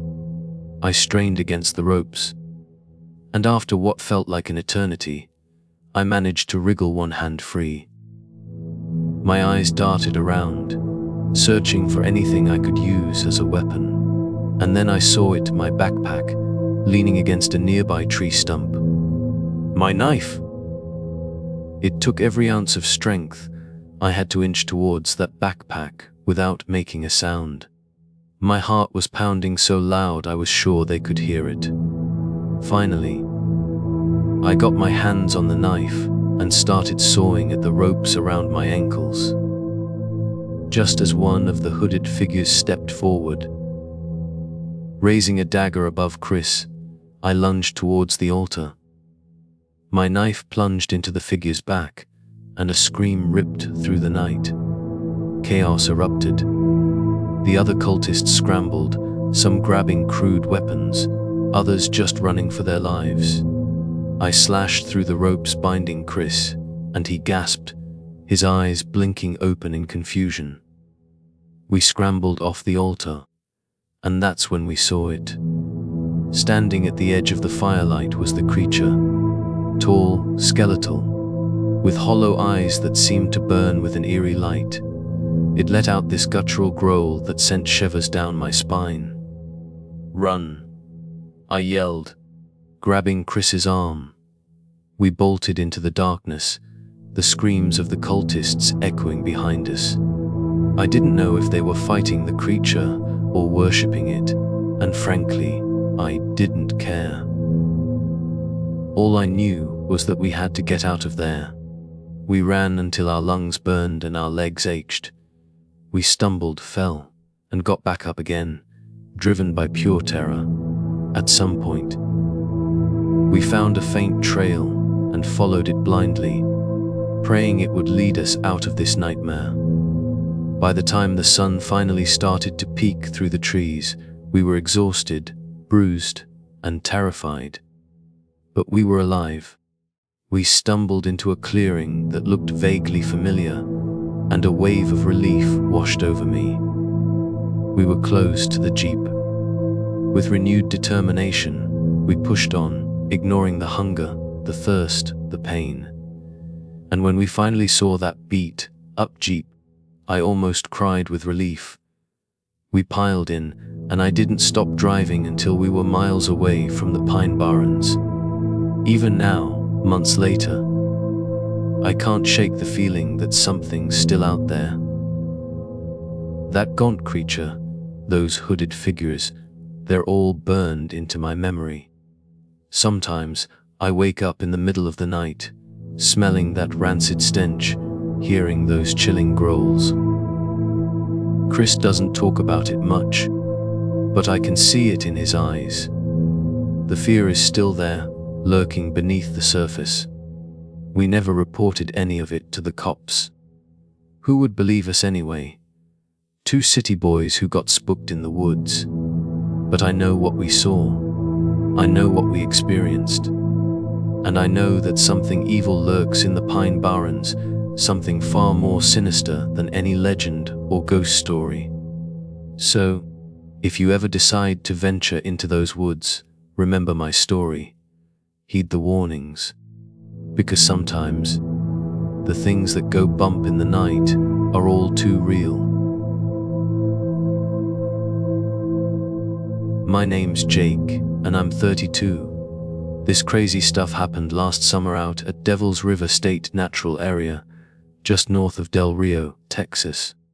I went out there to ditch my old life and live off the grid. Man, did I learn the hard way that some places just don't want to let you go. I used to be military, a mechanic, did 2 tours overseas. Coming back to civilian life, it just felt off. I needed quiet, space from people. So, when I got the chance to buy a little piece of land near Devil's River, I jumped on it. My cabin, more like a shack. Sagging roof, water pump out back, a beat-up generator. But to me, it was paradise. No city noise, no fake smiles at the grocery store. Just the wind in the scrub brush and the river rushing below. First night out there, I remember stepping outside and just noticing the silence. No planes overhead, no highway hum. Just the occasional coyote yipping. Felt peaceful. Truly peaceful. For the first time since I got discharged. Had no clue what was hiding underneath all that quiet. A few days in, I was working on the cabin, trying to fix up the back wall, Dusty patrol SUV pulls up. Sheriff gets out. Looked like he walked straight out of an old Western movie. Crisp khaki uniform, wide-brimmed hat, silver star pinned to his chest. Tall, broad shoulders, maybe late 50s. But it was his smile that got me. Too wide, too fixed. "Sheriff Barlow," he says, voice smooth, like he'd practiced it. "Just making my rounds. Don't get many folks settling out here. Wanted to say hello." "Appreciate it," I replied, wiping sweat off my forehead. "Name's Jake." He kept that smile plastered on, stared a beat too long, then nodded. "I trust you'll respect the land, Jake. Devil's River's got a lot of history. We take it seriously around here." Didn't really get what he meant, but I nodded anyway. He glanced at my tools, then at the generator humming by the window. "If you need anything, just ask for Sheriff Barlow. Have yourself a fine day." Then he was gone. No welcome wagon, no local tips. Just that smile burned into my brain as he drove off. Weeks went by. Nothing much happened. I was getting into a good rhythm, hunting rabbits, cleaning river water, reading old paperbacks by lantern light. Should have been perfect. Then one morning, I find a goat's skull nailed to a cedar tree right by my property line. Horns twisted, eye sockets staring right at me. Flies buzzing around the rotting flesh still stuck to it. I'm ex-military, not easily spooked, but a chill went right up my spine. Local prank. Some backwards warning. I yanked the skull down, buried it, tried to forget about it. That evening, I'm checking my fence line, and a car pulls up. Not the sheriff this time. Battered SUV with Texas plates. Woman gets out. Short hair, determined eyes, maybe late 20s. She waves, strides right over. "Hey," she says, hand out. "I'm Sarah. I'm doing some research on environmental stuff around here. Mind if I ask you a few questions?" Told her to come on in, even though inside was just one musty room with a cot, a table, and a lantern flickering. We sat at the table, and she explains she's an investigative journalist, working on a story about missing hikers in the area. Heard rumors, human trafficking, drug runners, but also weirder stuff. Stories about old rituals in the canyons, animals, sometimes people. "You believe in any of that?" I asked. She shrugged. "Usually. I look for the normal explanation. But there are too many weird things. Missing people, strange markings on trees, local superstitions. Found out a few hikers vanished near your property, so I thought you might have seen something." I told her about the goat's skull. Her eyes lit up, and she scribbled it down in a worn notebook. "Did you report it?" she asks. I chuckled, no humor in it. "Only sheriff around here is Barlow. Doesn't strike me as the helpful type." Sarah nods, grim. "Yeah, I met Sheriff Barlow. Something's off about him." She hesitates. "Well, if you see anything else, here's my card. Maybe we can help each other out." I pocketed her card. She left, said she'd be back. Didn't expect her back that night, but then, knock on the door, just before midnight. Frantic. Someone slashed my tires. She's gasping, breath coming in hitches. Parked by the trailhead, mile from here. No cell service. Used my truck to drive back, check it out. Sure enough, her SUV's tires were shredded, like some wild animal went at them with a knife. Strangest thing, car radio was on, blasting static. Keys were still in her pocket. Who turned it on? Offered her my couch, which was just a folded tarp on the floor. She took it, shaken, exhausted. I hardly slept, lying on my cot, staring at the dark ceiling. Something in the wind outside sounded like whispering, like it was saying my name. Danny. Every time I tried to pinpoint it, the sound would vanish. Around dawn, I must have drifted off. Woke up, whispering gone. Sarah was already outside, trying to get a signal on her phone. Things got even weirder a couple days later. Sarah and I were planning to head into Del Rio to get her tires fixed. Then another person shows up at my cabin. Dusty Whitman, old buddy from basic training. Kept in touch, loosely. Told him where I was living. He claimed he was just passing through. Camping trip. Recognized my truck. Something about his story felt off, but I was glad to see a familiar face. Dusty was always brash, overconfident. Used to be a hunting guide in Colorado. Slapped me on the back, shook my hand like we were long-lost brothers. Damn, Jake. Living the dream out here, huh? He jokes. Heard rumors you went off-grid, but never imagined this far off. Sarah eyed him, wary. Maybe she picked up on the same vibe. Dusty just seemed too eager to be there. But he joined us for coffee, talking a mile a minute about big game hunts, near-death experiences in the mountains. Laughed too easily, felt forced. That afternoon, Sarah decides to hike to the trailhead alone. Wants photos of the tire slashing the area for her article. Sundown comes, she's not back. I start to worry. Ask Dusty to come with me to look for her. We set out, flashlights in hand, trekking through the twisty paths of Devil's River.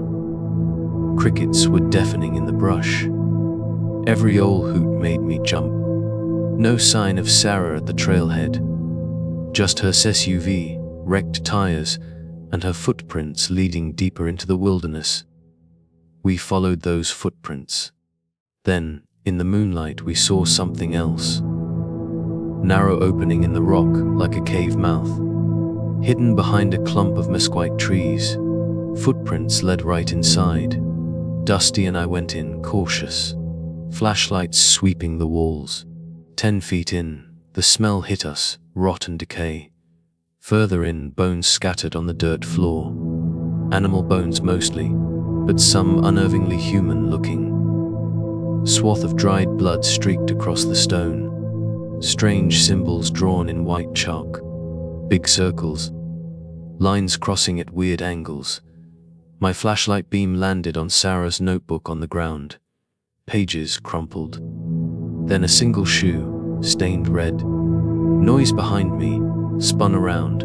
Sheriff Barlow stood at the cave entrance, silhouetted by the moonlight. Same unsettling smile. Behind him, 3 deputies I'd never seen before, standing unnaturally still, each wearing that same wide grin that made my stomach clench. "Looks like you found something you shouldn't, Jake," Barlow says, soft voice. "You know, curiosity can be dangerous." Heart pounding. "Where's Sarah?" I demanded. "Did you? Easy now." His voice dripping fake concern. "You're trespassing on private property. We just came to escort you out." Tried to step back. Dusty grabbed my arm. Sorry, Jake," he whispers. "Can't risk this." Then he drove his elbow into my ribs. Pain exploded, doubled me over. Before I could even gasp, one of the deputies slammed a baton across my head. Everything went black. I woke up with my head pounding. Felt like someone had taken a sledgehammer to my skull. My hands and feet were tied up, and I was lying on something rough and cold. Took a minute for my eyes to adjust.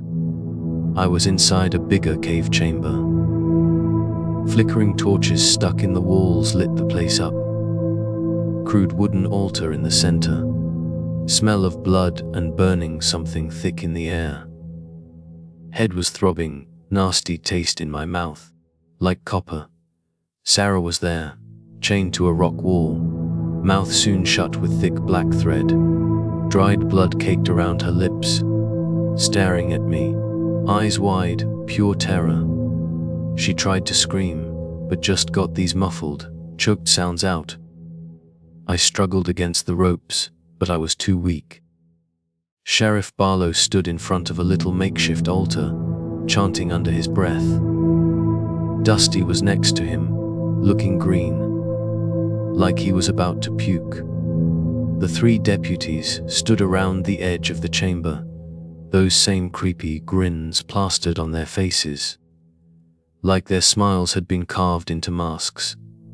"Welcome to the old ways, Jake," Sheriff Barlow says, turning to me. "Folks around here been doing this for generations. Blood for protection, sacrifices for power. You really think you could just stroll in here and make this land your own?" My brain was spinning. "You're insane," I spat out. He just smiled, stepped closer. "I serve something far older than you or me. Folks around here call it the devil. Call it whatever you like, but it gives me what I need. In return, I provide souls, I keep order. Fair trade. My family's been doing it a long time." I glared at Dusty. "You betrayed me," I rasped. Dusty wouldn't meet my eyes. "Thee approached me weeks ago," he mumbled. "Said I could live if I helped bring you in. And that nosy reporter. We're in the middle of nowhere, Jake. No one's coming to save us. I did what I had to do." Barlow pulls out a small clay bowl filled with dark liquid, nods to one of the deputies. They grabbed me, held me down, forced my mouth open. "Drink," the sheriff commanded. "It'll prepare you for what comes next." I choked as they poured that vile stuff down my throat. Tasted rancid, like old blood and sulfur. Nausea hit me hard, but I was too weak to fight back. Then they dragged me towards the altar. Caught Sarah's eye, pleading, cheeks wet with silent tears. From the back of the cave, drums started pounding. One deputy banging out a steady rhythm. The other 2 slammed me down on the altar. Vision swimming. Body burning hot and freezing cold at the same time. Barlow's voice rose in a chant. He held out a wicked, looking knife towards Dusty. "Finish him," the sheriff said. "Then you'll have your place in the circle." Dusty took the knife, hands shaking, stepped towards me. I could see the guilt in his eyes, but also desperation. "I'm sorry, Jake," he whispered. "I have a family," they threatened. I braced myself. Suddenly, Sarah let out this crazy, muffled scream, yanked herself free from one wrist chain, grabbed a loose rock, lunged at Dusty, slammed it into his head. He stumbled back, grunting, dropped the knife. She swung again, rock connecting with his temple. Dusty went down, blood spreading on the dirt. Chanting stopped. Sheriff turned, surprise flickering across his face. Barlow's smile faltered, just for a second. "Good," he said softly.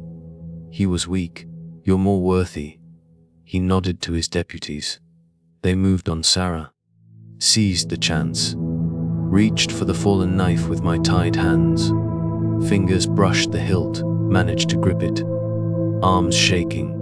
But I sawed at the ropes on my ankles, got free. Deputies were busy pinning Sarah down, ignoring me. I roared, launched myself at them. Adrenaline pumping, fueled by that disgusting drink. First deputy didn't see me coming. Knife went into his side. Guttural gasp. Second one turned, grinning that horrible grin. Slashed at his neck. He staggered back, choking on blood. Third deputy grabbed me. Steel grip on my arms, grinning pure evil.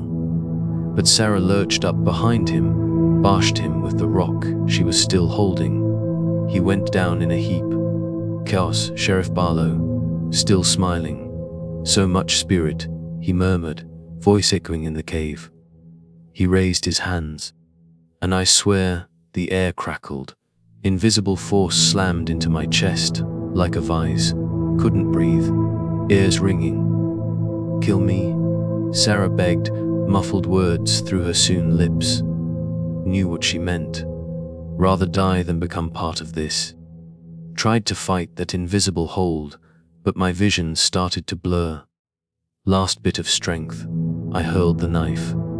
It spun through the air, lodged in Sarah's chest, her eyes wide with pain locked on mine. Then gone. Body slackened, head sag.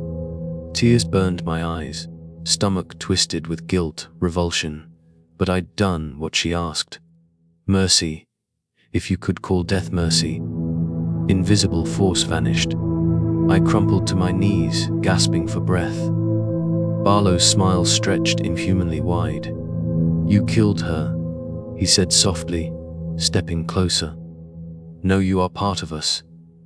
The guilt will bind you. The blood will be on your hands forever." Staggered to my feet, adrenaline coursing, mind screaming to finish him, but body shaking, stomach churning. Vomited up that full liquid, wiped my mouth. Sheriff was just a few feet away, arms open like a welcome. "You'll come to accept it," he said. "Come to understand, or this land will devour you, piece by piece." Voice echoing strangely in the torchlight, eyes blurred, head throbbing. Next thing I knew, I was lying on the cold dirt floor of the cave, alone, torches out, bodies gone, must have blacked out. Opened my eyes again, back in my cabin. Morning light through the window, arms and legs caked in dried blood, head heavy, thick, like moving underwater. Outside, generator humming normal. No sign of a break-in, no struggle. For a second, thought I'd lost my mind, nightmare. Then I saw my reflection in the old mirror by the door. Blood streaked my face, clothes torn, eyes hollow. Rushed outside to see if Sarah's SUV was still there. Anything to make sense. Truck gone, no footprints, no sign she'd ever been there. My own truck was parked where I always kept it. Started it up, tore down the dirt road, heading for Del Rio. Whole time, wondering if I was losing it. Reached the main road. Sheriff's patrol SUV, parked by the hiking trail entrance. Sheriff Barlow leaning against it, arms crossed, smiling that same smile. "You look like you've seen a ghost, Jake," he drawled. "What happened?" I demanded, heart hammering. "Where's Sarah?" He shrugged. "Who?" "Must be confused, son. Been out in the sun too long." Anger flared, lunged at him. "Don't lie to me." He just sidestepped, calm, smile never wavering. Two other deputies came out of the SUV. Normal kind, patrol cars. No eerie smiles, no haunted eyes. They grabbed me as I thrashed. "Take it easy," Barlow said, soothing voice. "We got a call you were acting crazy. Let's get you to the clinic." Fought them at first. Then realized these weren't the same men from the cave. Looked genuinely concerned. Not part of some murder cult. Let them take me into town.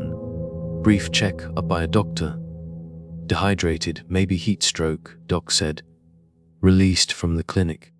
Tried telling people about the cave, Sarah. Nobody believed me.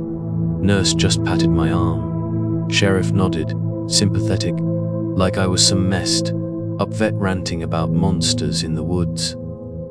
In town, I saw an unmarked black SUV pull up to the sheriff's station. Two guys in dark suits got out. Moved like feds, FBI maybe. Surge of relief. Hurried over, thinking I could report everything, get real help. Then I saw Sheriff Barlow walk out of the station, friendly wave, greeting them by name. One agent shook his hand, smiling, like old buddies, froze, gut twisted. They were in on it, or at least, they weren't there to help me. Realized then, no official rescue coming. Whatever Barlow was Whatever he served, it went deep. Deep enough to reach the feds.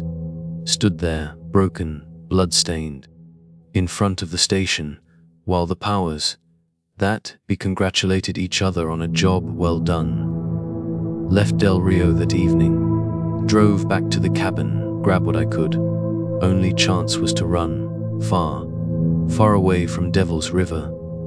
That night, packed up my stuff, left the cabin behind, drove east, trying to put as many miles as possible between me and the sheriff before dawn. 2 hours in, lonely stretch of highway, engine sputtered, truck died, wouldn't start no matter what.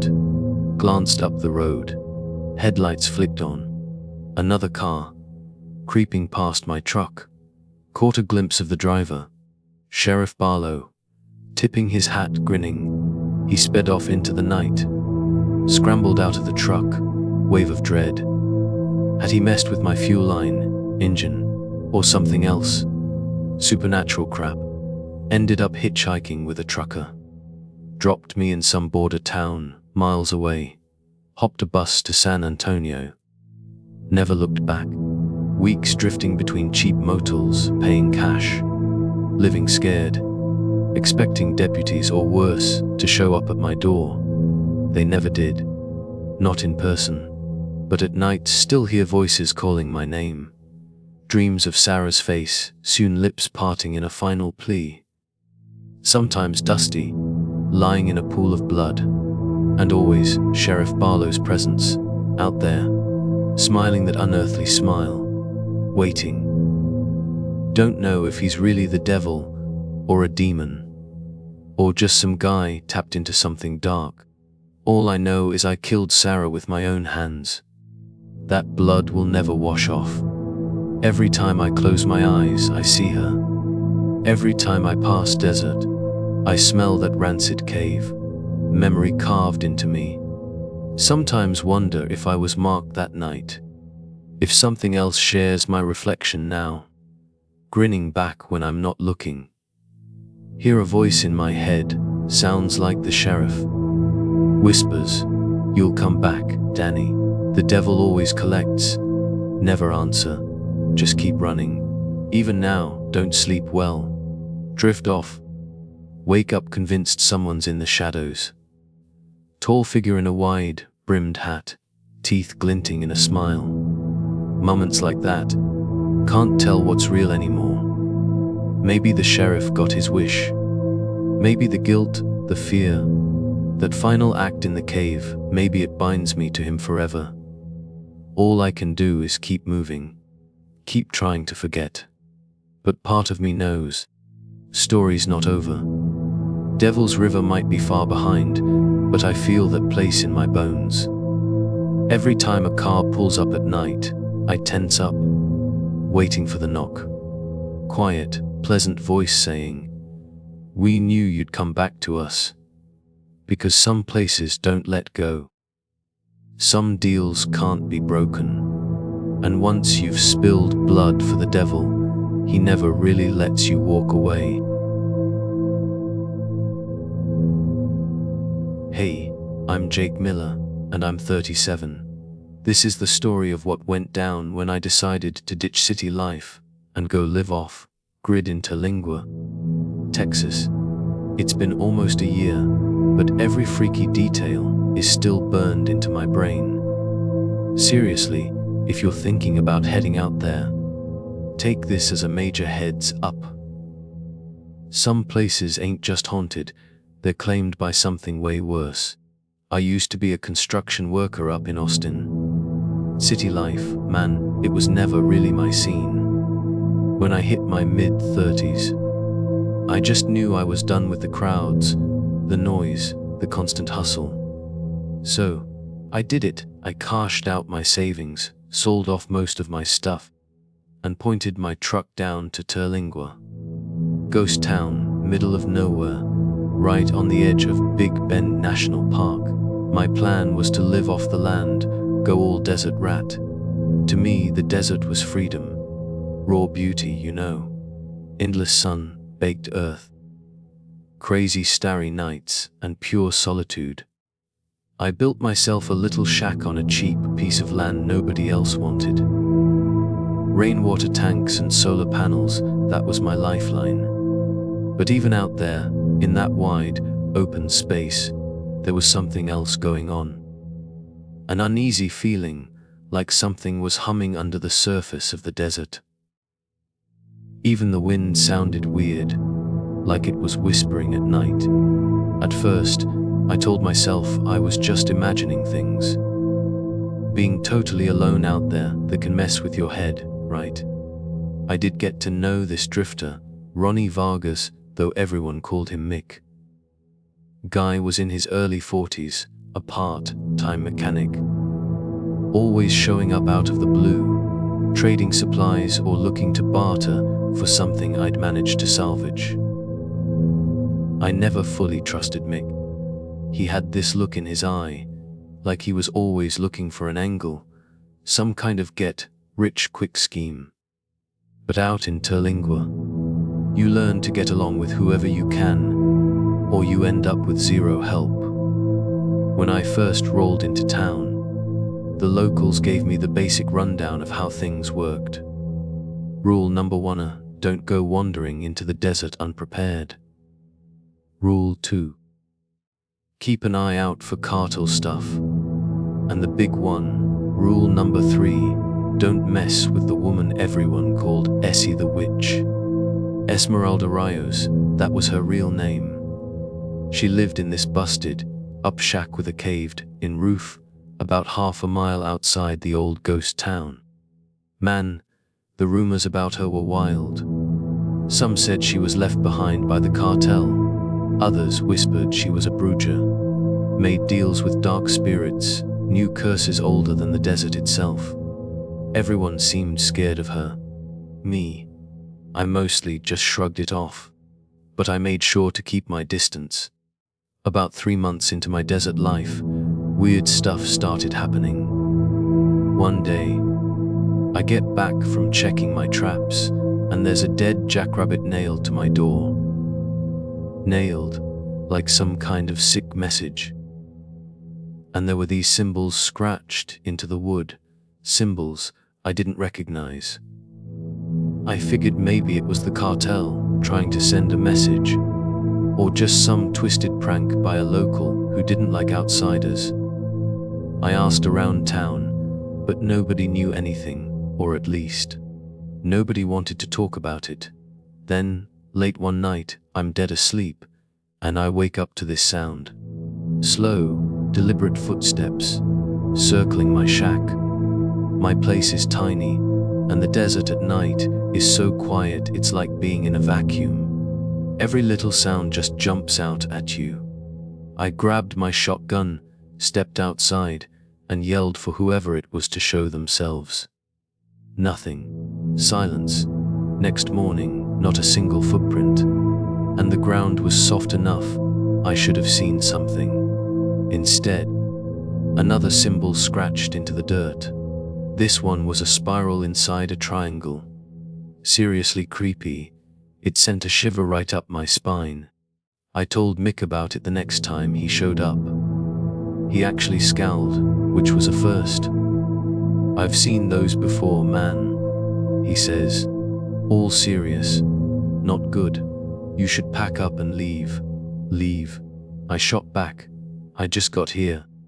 I'm here to stay." He just shook his head. "Jake, man, I'm telling you, there are places you just don't stick your nose. Essie's shack is one of them.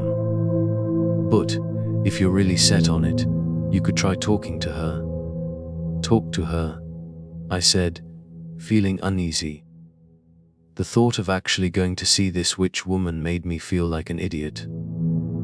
But part of me, yeah, I wanted answers. And if she knew anything about those symbols, maybe I'd get some. That night, I heard chanting in the distance. Faint, rhythmic, carried on the wind. I tried to tell myself it was just music from someone's radio, echoing in the quiet. Even so, I left all my lights blazing and barely slept a wink. Then, about a week later, Mick decides he's gonna go see Essie himself. "I'll check it out," he says with this goofy grin. "Maybe she's just some old lady with weird hobbies. Maybe you can chill out." He takes off in his beat-up pickup, engine rattling like crazy, the sun going down behind him.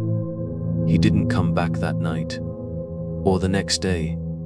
By the third day, I started to get a bad feeling. By the fourth day, I found his truck, abandoned, down by a dried-up gulch, maybe a mile from Essie's place. No Mick, no footprints around the truck, door wide open, keys still in the ignition. Looked like he just stepped out for a second and vanished into thin air. I asked around the ghost town, but everyone clammed up tighter than a drum. Only one guy would even talk to me, this wary old dude who ran the souvenir shop. He warned me, voice all shaky, "No good looking for him, son." He made his choice when he went to her place. Some folks, they come back different.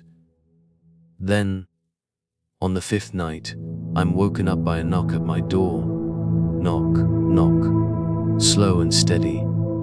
I grab my shotgun, heart hammering in my chest. "Who's there?" I yell. The only answer is another rap on the wood. Slow and steady. I crack the door open, just a sliver. Mick is standing there, covered in dust, clothes ripped, but his eyes glassy. And this weird, crooked smile on his face. I let him in, set the gun down. "Man, what happened?" I ask. He doesn't say a word, just stares at me. Then I see it, a faded symbol on the side of his neck. Spiral inside a triangle. The same damn symbol from my doorstep. I reach out, and he flinches, steps back like I'm gonna burn him. He mumbles something, too quiet to hear. Then he just walks over to the corner of my shack and stands there, back to me, like he's in some kind of trance. I shout, stepping closer. I try to grab his shoulder. He spins around, hissing out a single word in Spanish, "No mute." Death. Then, quick as lightning, he darts out the door, into the moonlit desert. By the time I get outside to follow, he's gone. Just gone, like that. Freaked out, I lock the door, and spend the rest of the night on high alert. Dawn comes, and I'm heading towards Essie's shack. Half a mile out, I spot a figure sitting on a rock in the distance. My throat tightens up when I realize it's her. Essie Rios.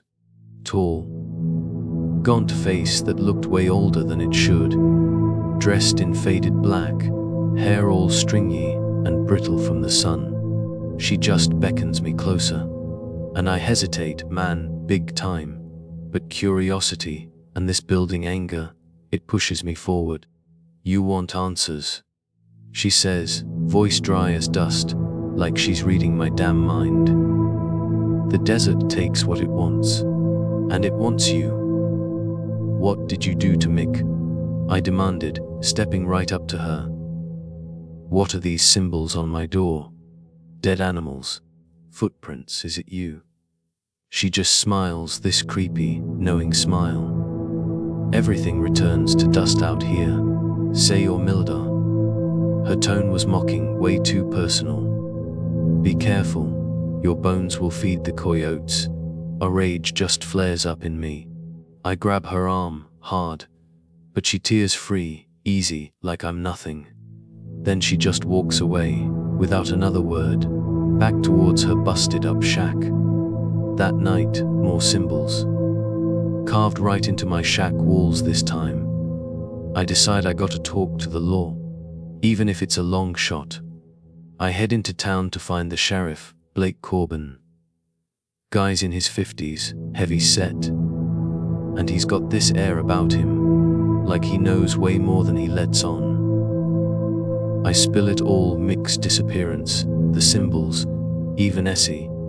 He just smirks, this dismissive, city boy smirk.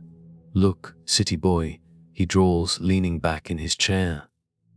This is Terlingua. People go missing all the time. If your friend decided to vanish, that's his business. And if you're out here harassing old women, that's a problem. His eyes glint when he leans forward, suddenly all serious. You want to keep living peacefully. Mind your own damn business. Then he just shoves me right out of his makeshift office. I storm out, thinking maybe the local law is just plain useless. But something about him, it felt off. Like he wasn't just incompetent. He was on someone's payroll. Rumors flew around Terlingua about Sheriff Corbin taking bribes from the cartels, letting them run drugs through the desert. But I had zero proof. Just this bad feeling, like I was stepping onto some seriously dangerous ground. That feeling, it got confirmed, big time, about a week later. Just after sundown, I'm trying to cook up some dinner when I hear trucks pulling up, loud. Several men, most I'd never seen before, kick in my damn door. Sheriff Corbin walks in behind them, arms folded, this smug look plastered on his face. Search the place, he orders, like he owns the place. They tear my shack apart. Belongings tossed everywhere, wiring ripped out, floorboards pried up. One of them grins when he finds a small stash of shotgun shells I had left. Waves them in front of the sheriff like it's some kind of major score. Another guy's rummaging through my pathetic food supply. They were searching for something, but I had no clue what. Then they cuff me, drag me outside, and shove me into the back of a dusty SUV. Hans pinned behind my back, heart pounding like crazy. One of the guys, cartel enforcer written all over him with his tattoos, keeps his eyes locked on me the whole ride. Felt like half an hour, maybe more, of driving. We end up at this abandoned mine. Probably one of the hundreds scattered around from the old mercury boom days. They haul me down into a tunnel lit by these flickering lanterns. Stank of rotten chemicals, real bad. Sheriff Corbin stands over me as his men bind my wrists to this rusted metal post. You had to poke around, didn't you? He says, lighting up a cigar, all casual. Had to bother Essie, 'cause trouble. Old woman's a freak, sure, but you stirred something up. Now the wrong people are asking questions.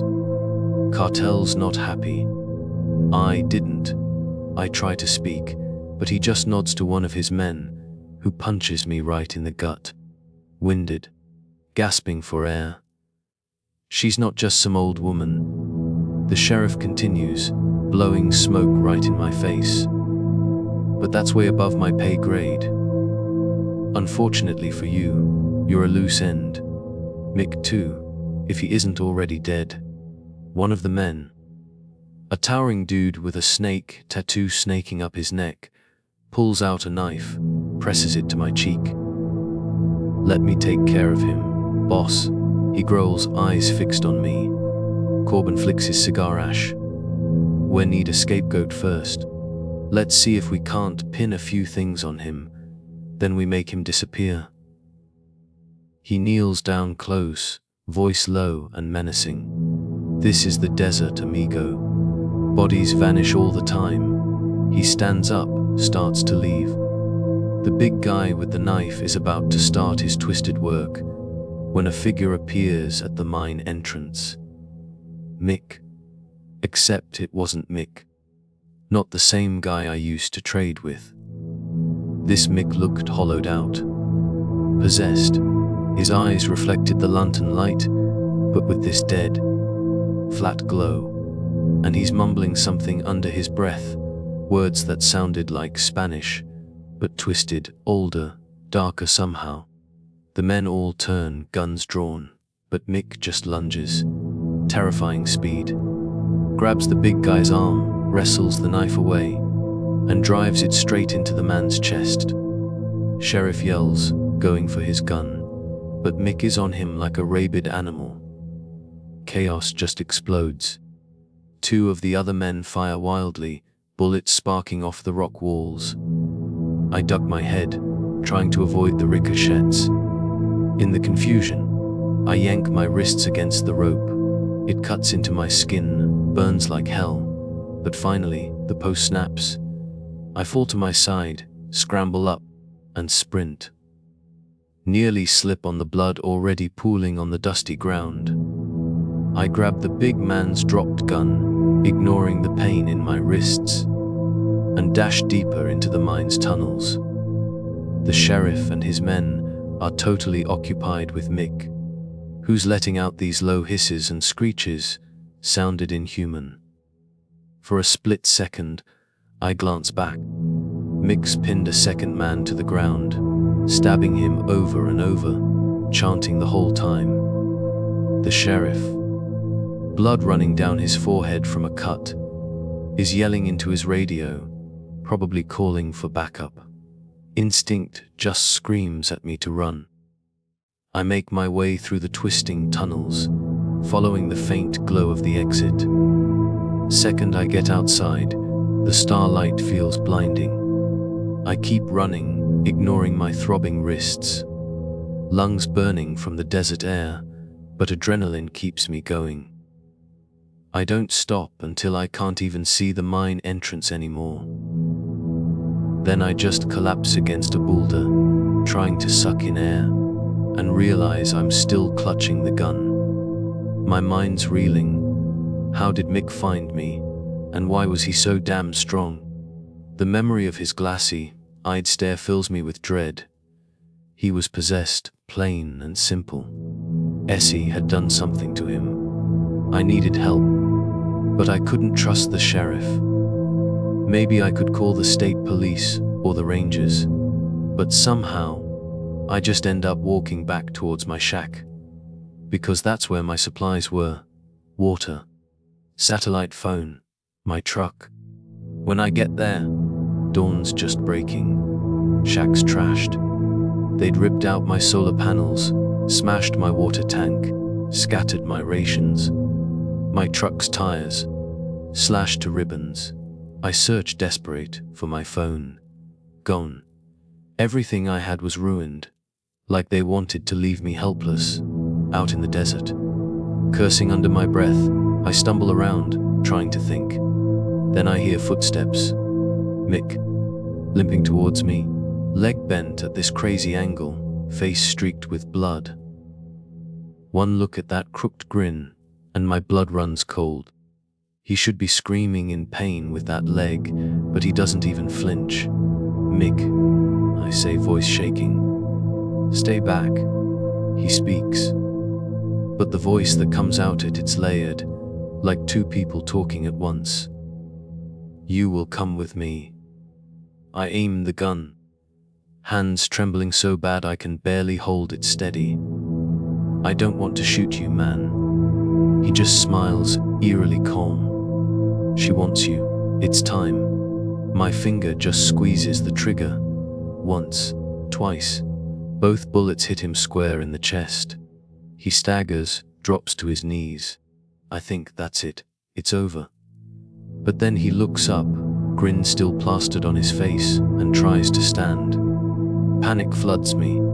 I rush him, smashing the butt of the gun against his temple. He collapses, finally unconscious, legs splayed out, blood seeping into the dust. I'm shaken to the core. If I stay here, I'm dead. Either from dehydration, or from whatever Essie had turned Mick into.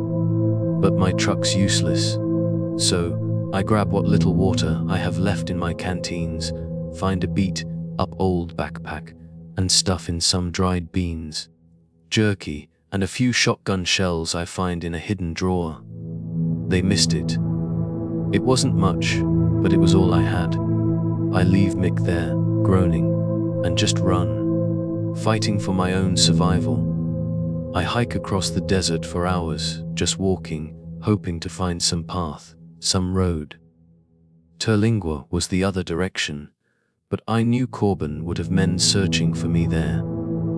So, I head deeper into the national park area, hoping to circle around, find a ranger station. Must have wandered well into the afternoon sun, sweat soaking my shirt.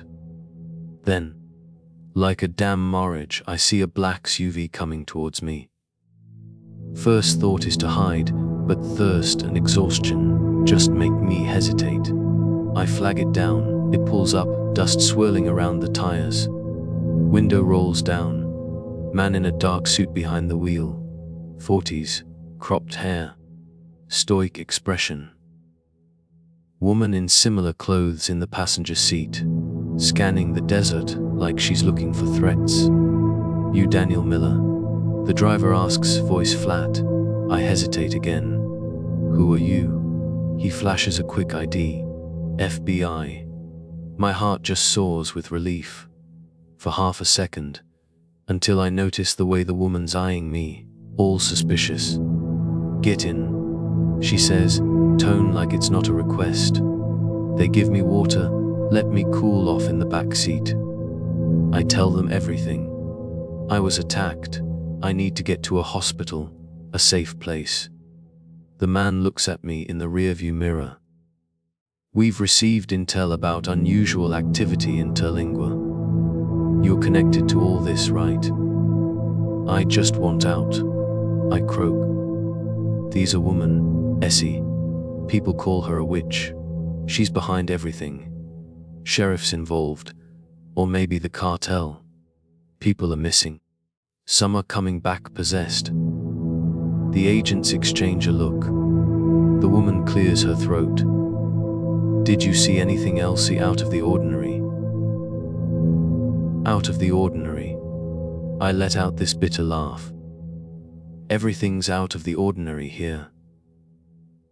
They drive me for a few more miles, then pull off the road, behind a cluster of rocks. The man turns around to face me. We need you to understand something. The government has been aware of Esmeralda Rios and her influence for some time. I just stare, confused. Then, why haven't you stopped her? The woman's lips press into a thin line. Some phenomena are best left contained, not eliminated. This region, it has a history. We monitor it. We don't need the public getting wind of it. My stomach just twists. You're covering it up. You want to survive, Mr. Miller? The man asks, all cold and serious. Then forget everything. Let us handle it. We'll set you up. New place, new identity, if needed. But keep your mouth shut. Anger just wells up in me. What about Mick? And the sheriff's men? Cartel enforcers who tried to kill me? What about the people who vanish out here? The man just shrugs. Casualties. This land is cursed. No matter what we do, we contain it. Or it spreads. Before I can even protest, something flickers in the rearview mirror. A figure lurches from behind a rock. Half limping, half running. Mick. I watch in horror as he launches himself at the driver's side window, shattering the glass. The man lets out this strangled cry as Mick's arm wraps around his neck. The SUV lurches forward. The woman grabs her gun. Aiming at Mick's head, she fires twice. Blood sprays across the seat, but too late. Mick's already wrenched the man's neck at this brutal angle. The woman scrambles out, dragging me with her. Run, she screams, but Mick just tackles her to the ground. He snarls, no hisses, and slams her head into the dirt. My chance to escape, right there. I run, hearing her screams ringing out behind me, then eerie silence. Looking back, I see Mick's body slumped next to hers, like the final bullet finally found his heart. But her eyes staring lifelessly at the sky. Even in that moment, I knew it. Last possible lifeline gone. The FBI, or whoever the hell they really were, wiped out. I just kept running until the sky went all sunset colors. Found a small rock overhang for shelter, too weak to go on. That night, nightmares of Essie walking through the desert, searching for me. Every time I closed my eyes, I saw those symbols. Spiral inside a triangle. When morning comes, I just keep going. Half dead from thirst, sun's beating down merciless. My mind starts drifting in and out. Thought I saw figures in the distance. Mick, the sheriff, even Essie. But they just faded, like mirages. Lips cracked, muscles atching. Still I pressed on. By afternoon, I stumble over a ridge and see a cabin below. Small, looked abandoned. Knew it could be a trap, but I had zero choice. Legs just give out near the front door. I crawl inside, find a half-filled cistern of water. Drink it down, greedy, not even thinking about if it's clean. For a second, I think I've found a safe place to rest. Then I smell her. This faint, acrid perfume. Essie, standing right behind me silent. Eyes boring into my soul. I try to raise my gun, but she's faster. Knocks it clean away. You can't escape, she whispers. The desert wants you. I want you. I manage to choke out. She almost smiles. I'm just a conduit. She leans down, tracing a claw, like finger over my forehead. This landed has an ancient hunger. We feed its souls. The sheriff, the cartel, they're just tools. Even the government, pretending to hide me. All of them, they keep bringing more bodies to the desert. I try to move, but my body's paralyzed. My mind feels heavy, like her words have weight, pressing me down. She starts chanting that same dark language Mick used. My vision blurs, shapes twisting around me.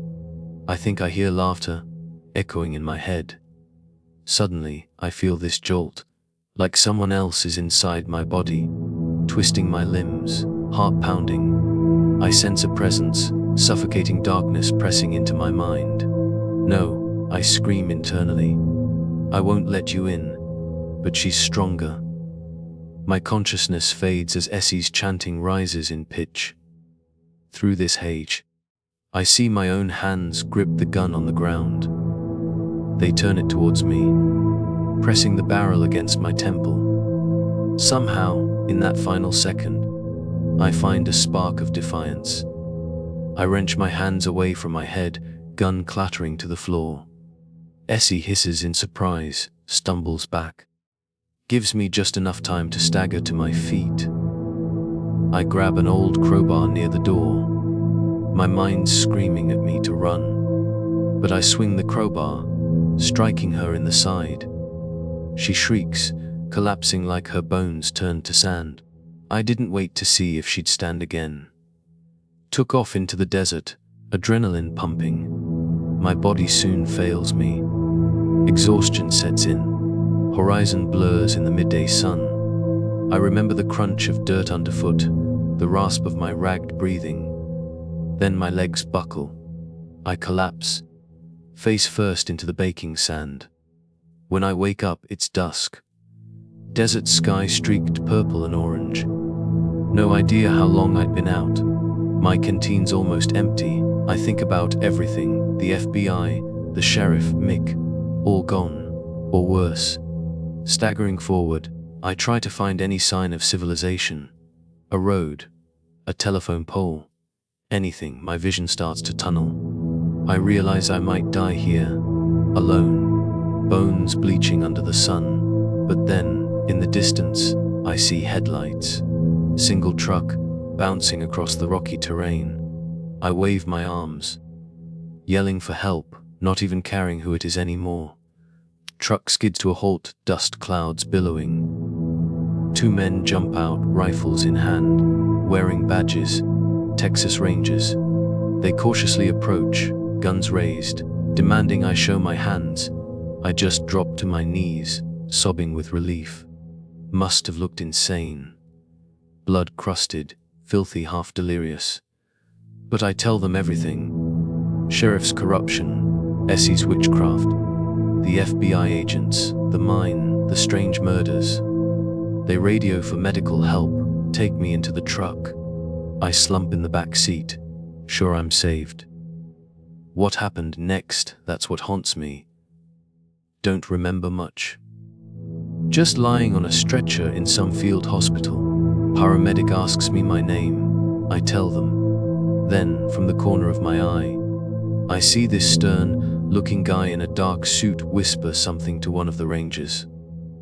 Ranger nods. Paramedic is suddenly told to step away from me. They put me under. Sedation, maybe I just passed out. When I wake up, I'm in a hospital room. Alpine, not too far from Terlingua. Doctor by my bedside.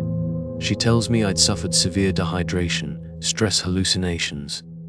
At least, that's what the official reports said. They ask me to sign forms, disclaimers. Hint that if I go to the media, I'd be charged with everything. Trespassing, assault, even murder. My head's spinning.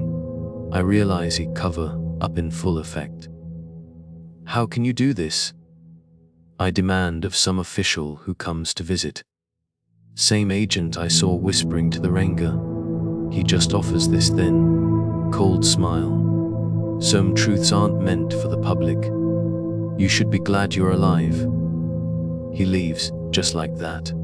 Few days later, I'm discharged, my shack, apparently burned down in an accidental fire. No remains found, they said.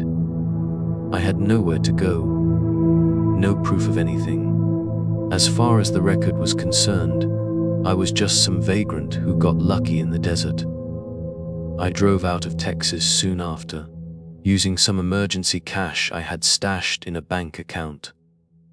Never got closure.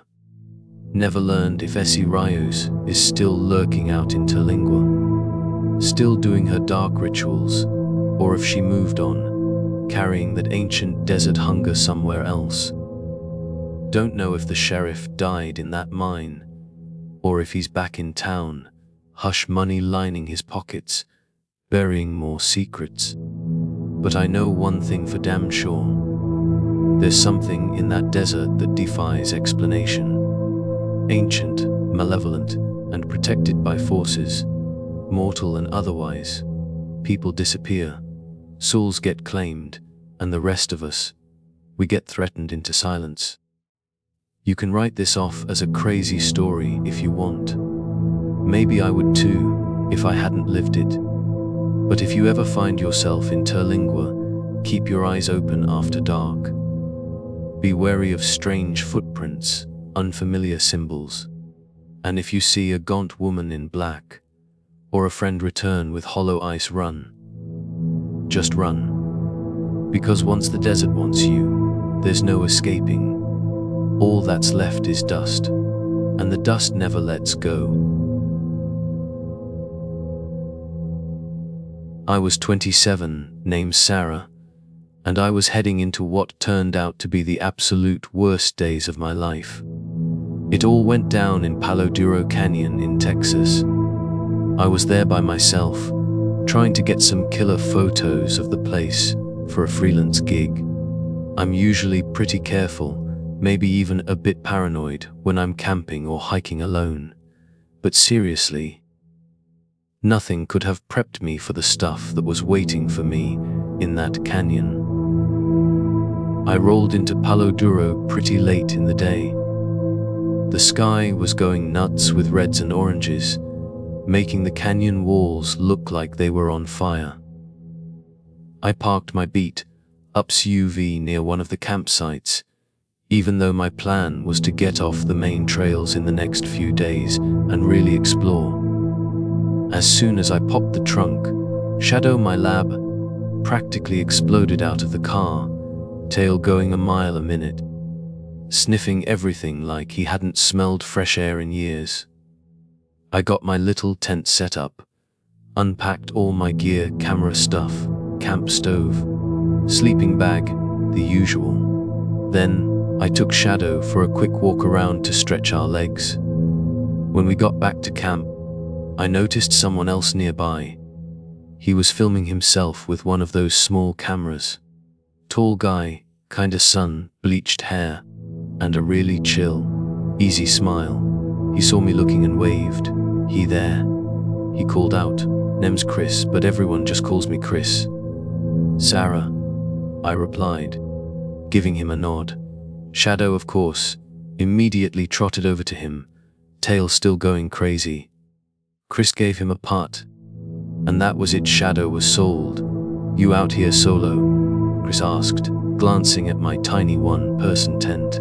I just shrugged. "Yeah. Shooting photos for a project. I like the peace and quiet." He smiled, but then his smile got a little tighter, like he was thinking about something else. "Ever heard any of the stories about this place? About people going missing? Urban legends, you know?" I tried to play it cool, even though my stomach did a little flip. "Heard a few rumors," I said, trying to sound confident. "But I mostly figured it was just the usual spooky stories you get around parks in the middle of nowhere, Gar." "Well," he said, lowering his voice a bit, like he was about to share some big secret. "Some people say there's something out here. Heard it could be some kind of animal, like a freaky coyote or something. But others think, never mind." He trailed off, totally enjoying the suspense he was building. I rolled my eyes a little and started messing with my camera gear, trying to ignore him. Chris watched me for a sec, then asked, "Hey, you mind if I tag along with you tomorrow? I do adventure vlogs, so I'm always looking to get off the beaten path myself." I hesitated. I'm not really into inviting random strangers to join me, but Shadow seemed to like him, and I had to admit, hiking with someone else might be a bit safer. "Sure," I said. "Just try to keep up," he laughed. "Deal." Before either of us could say anything else, this woman in a park ranger uniform stepped out from behind a bunch of juniper bushes. She had a badge that said, Ranger Jones. Looked pretty young, maybe mid-20s, but she had this definite no-nonsense vibe about her. "You two setting up for the night?" she asked, her voice sharp and clear. "Yes, ma'am," Chris replied, flashing that grin again. She just nodded. "Just keep your campsites close to the main trails. We've had a bunch of hikers go missing lately. Stay alert." "Okay." "Missing hikers?" I asked, trying not to sound too freaked out. I'd heard whispers, but Ranger Jones's eyes flickered, like she was hiding something. Guilt, maybe. Fear. "Yeah, multiple. We're doing what we can, but the canyon's huge. Easy to get lost if you wander off. Please, just be safe." Her advice just hung there in the air, feeling way heavier than your average "be careful" warning. I shivered a little but forced a smile. "Thanks, Ranger." She nodded again, tipping her hat. "If you see anything strangey, let me know right away." And then she walked off, leaving Chris and me to exchange a look. Something about her warning felt way more serious than just the usual "watch out for snakes" talk. We both went back to our tents for the night. I tried to sleep, but my mind was racing, full of thoughts about missing hikers and weird coyotes, and whatever else Chris had hinted at. I woke up way before sunrise to get those golden hour shots. Chris was surprisingly on time, already all geared up with a camera slung around his neck. Shadow was trotting around, happy as could be, ready for a new day of exploring. We followed this narrow trail deeper into Palo Duro. The canyon walls were towering over us, all these crazy shades of red and orange. The wind smelled like dry earth and wild sage. We spent hours hiking, filming, and taking photos. Chris was actually pretty decent company, friendly enough, if a little bit of a show-off. At one point, he was recording himself leaning way too far over a cliff edge to get a shot of the canyon below. I made sure to stay back and keep Shadow close. Around midday, we found this little clearing near a rock formation that was perfect for lunch. I gave Shadow some kibble and dug around in my backpack for a protein bar. Chris started chatting about local legends again, going on about shapeshifters and ancient curses. I laughed it off, but I couldn't shake this uneasy feeling that was just nagging at the back of my mind. Then it started. This faint whistle, drifting on the breeze, echoing off the canyon walls. At first, I thought it was just the wind, or maybe another hiker way off in the distance. But Shadow lifted his head, ears perked up. The whistle came again, sounding eerily like a human voice. Shadow barked, then just took off, bolting into the canyon. "Shadow!" I yelled, scrambling after him. Chris and I chased Shadow for what felt like forever. The whistle kept moving, bouncing off the rocks, always just out of reach. Finally, Shadow squeezed into this narrow crack between two massive boulders, whining softly. When I finally caught up, he was gone, just vanished. All that was left was the faint echo of that whistle, fading away until it was completely silent. I spent hours calling his name. Nothing. The light started to go, canyon shadows stretching way out across the ground. Chris tried to reassure me, but worry was just eating at me. Shadow had never run off like that before. "We'll keep looking first thing in the morning," Chris insisted. "He's a smart dog, he'll be fine. Probably just got spooked by something and lost his way." Reluctantly, I agreed. We set up camp right there, just in case Shadow came back during the night. I barely slept, waking up to every little sound, ears straining to hear the jingle of Shadow's collar. When dawn finally broke, I woke up to this panting sound right outside my tent. Heart pounding, I unzipped the flap and saw Shadow sitting there, just a few feet away, tail thumping real slow. Relief just flooded through me. "Shadow!" I cried, reaching out to pet him. He licked my hand, but something was off. His eyes looked weird. I couldn't quite put my finger on it.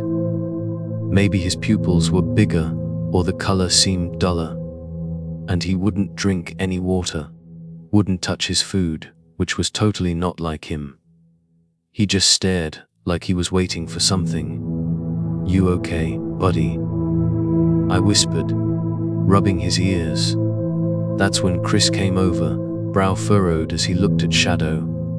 "He doesn't look hurt," Chris said, "but he seems different. Almost like he's in shock." I tried to brush off my unease, telling myself Shadow just had a rough night. We kept going with our hike, hoping maybe moving around and familiar sights would help him snap out of it. Instead, he just plodded along behind me, every now and then looking up at me with those unsettling eyes. Later that morning, a guy just appeared from behind a rocky outcrop. He was wearing dusty cargo pants and carrying this huge backpack. Short, scruffy beard, and these really intense eyes, like he'd seen a lot. He looked like he'd been out in the wilderness way longer than just a casual day hiker. He nodded at us. "Name's Professor Peterson," he said, holding out a hand. "I'm an anthropologist, researching Native American lore in this region." "Sarah," I replied, shaking his hand. "And this is Chris." Professor Peterson glanced at Shadow, then tilted his head. "That's a fine dog you've got there." I forced a weak smile. "Yeah, he got separated from me last night, but he found his way back this morning." Professor Peterson's eyes flicked to Chris, then back to Shadow, lingering for a moment. Strange occurrences out here lately. You two heard anything about the missing hikers? Chris shrugged, folding his arms. Ranger mentioned something. You know more? Professor Peterson sighed, looking uneasy. Local legends, they talk about a Nagel, shapeshifter, can mimic voices, animals. Some stories say it even replaces people entirely. I'm trying to document the origins of the legends, but it's more than just myth. Folks vanish without a trace. I felt this chill crawl up my spine. Shadow started growling softly at Professor Peterson, which was totally weird. My dog never growled at anyone. Professor Peterson narrowed his eyes at him, then turned back to me. He's not acting right, is he? How could you tell? I asked, startled by his insight. I've studied enough to notice when an animal's behavior changes suddenly. Listen, he said, leaning in a little. If you want my advice, mark yourself somehow. Something the creature can't copy. A scar, a burn, a brand maybe. Might be the only way to know who's really who. My stomach just twisted. It sounded ridiculous, like something out of a bad horror movie. But this terrible feeling of unease was just growing in my gut.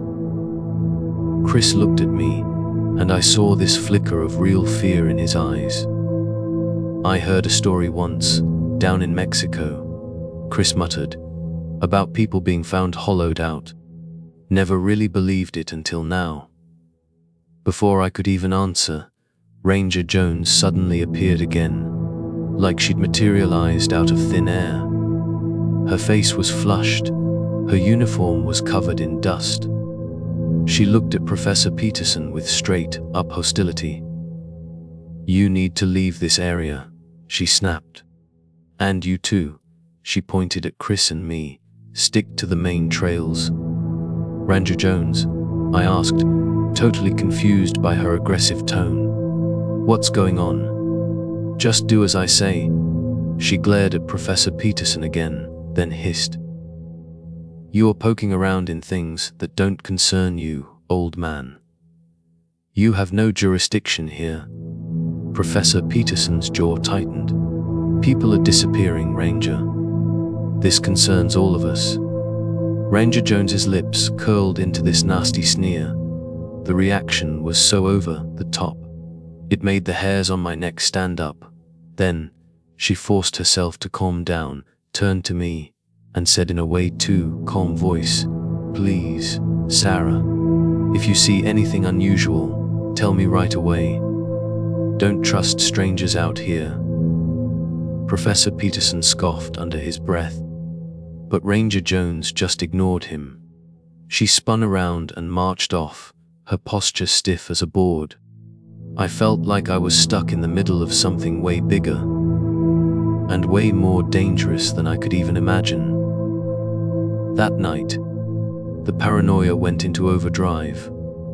Chris kept giving Shadow these sideways glances, like he was expecting him to suddenly sprout fangs or something. I was torn. This was my dog, my Shadow, but the longer I looked at him, the more I started to wonder, was he really? When night actually fell, I kept Shadow right inside the tent with me, while Chris crashed in his own tent. Sometime later, I heard this low growl from just outside. It was definitely Shadow, but there was something about the sound that just sent ice down my spine. I unzipped the tent flap, just a crack to peek out. Shadow was out there in the moonlight, staring out into the darkness, hackles raised, lips pulled back in a snarl. His eyes, they seemed to glow in the dark, all weird and unnatural. Then, he did something that made my blood run cold. He turned his head, slowly, and smiled at me. Teeth bared in this twisted, mocking grin. My heart went into overdrive. I fumbled with the zipper, yanking it shut and scrambling back inside the tent. I spent the rest of the night wide awake, every nerve on high alert, listening to every single sound. By dawn, I felt like a zombie, half dead from exhaustion. Chris looked just as bad, eyes all bloodshot, face pale and drawn. "Let's find Professor Peterson," I whispered. I wasn't even sure why I trusted him. Maybe because Ranger Jones had acted so crazy, or maybe because he seemed to actually understand what was going on. Chris just nodded. Right. We'd packed up camp, Shadow trotting behind me. Every time I glanced back, that vacant stare of his just made my skin crawl. We found Professor Peterson near a dried, up creek bed, hunched over an old notebook filled with these weird sketches of symbols. He looked relieved to see us, but then his face got all cautious when he saw Shadow. "Have you two marked yourselves yet?" he asked, real quiet. "Marked ourselves," I repeated, totally lost. He pulled out this small folding knife, then gestured towards me. "Let me do something subtle, but undeniable. You too, Chris."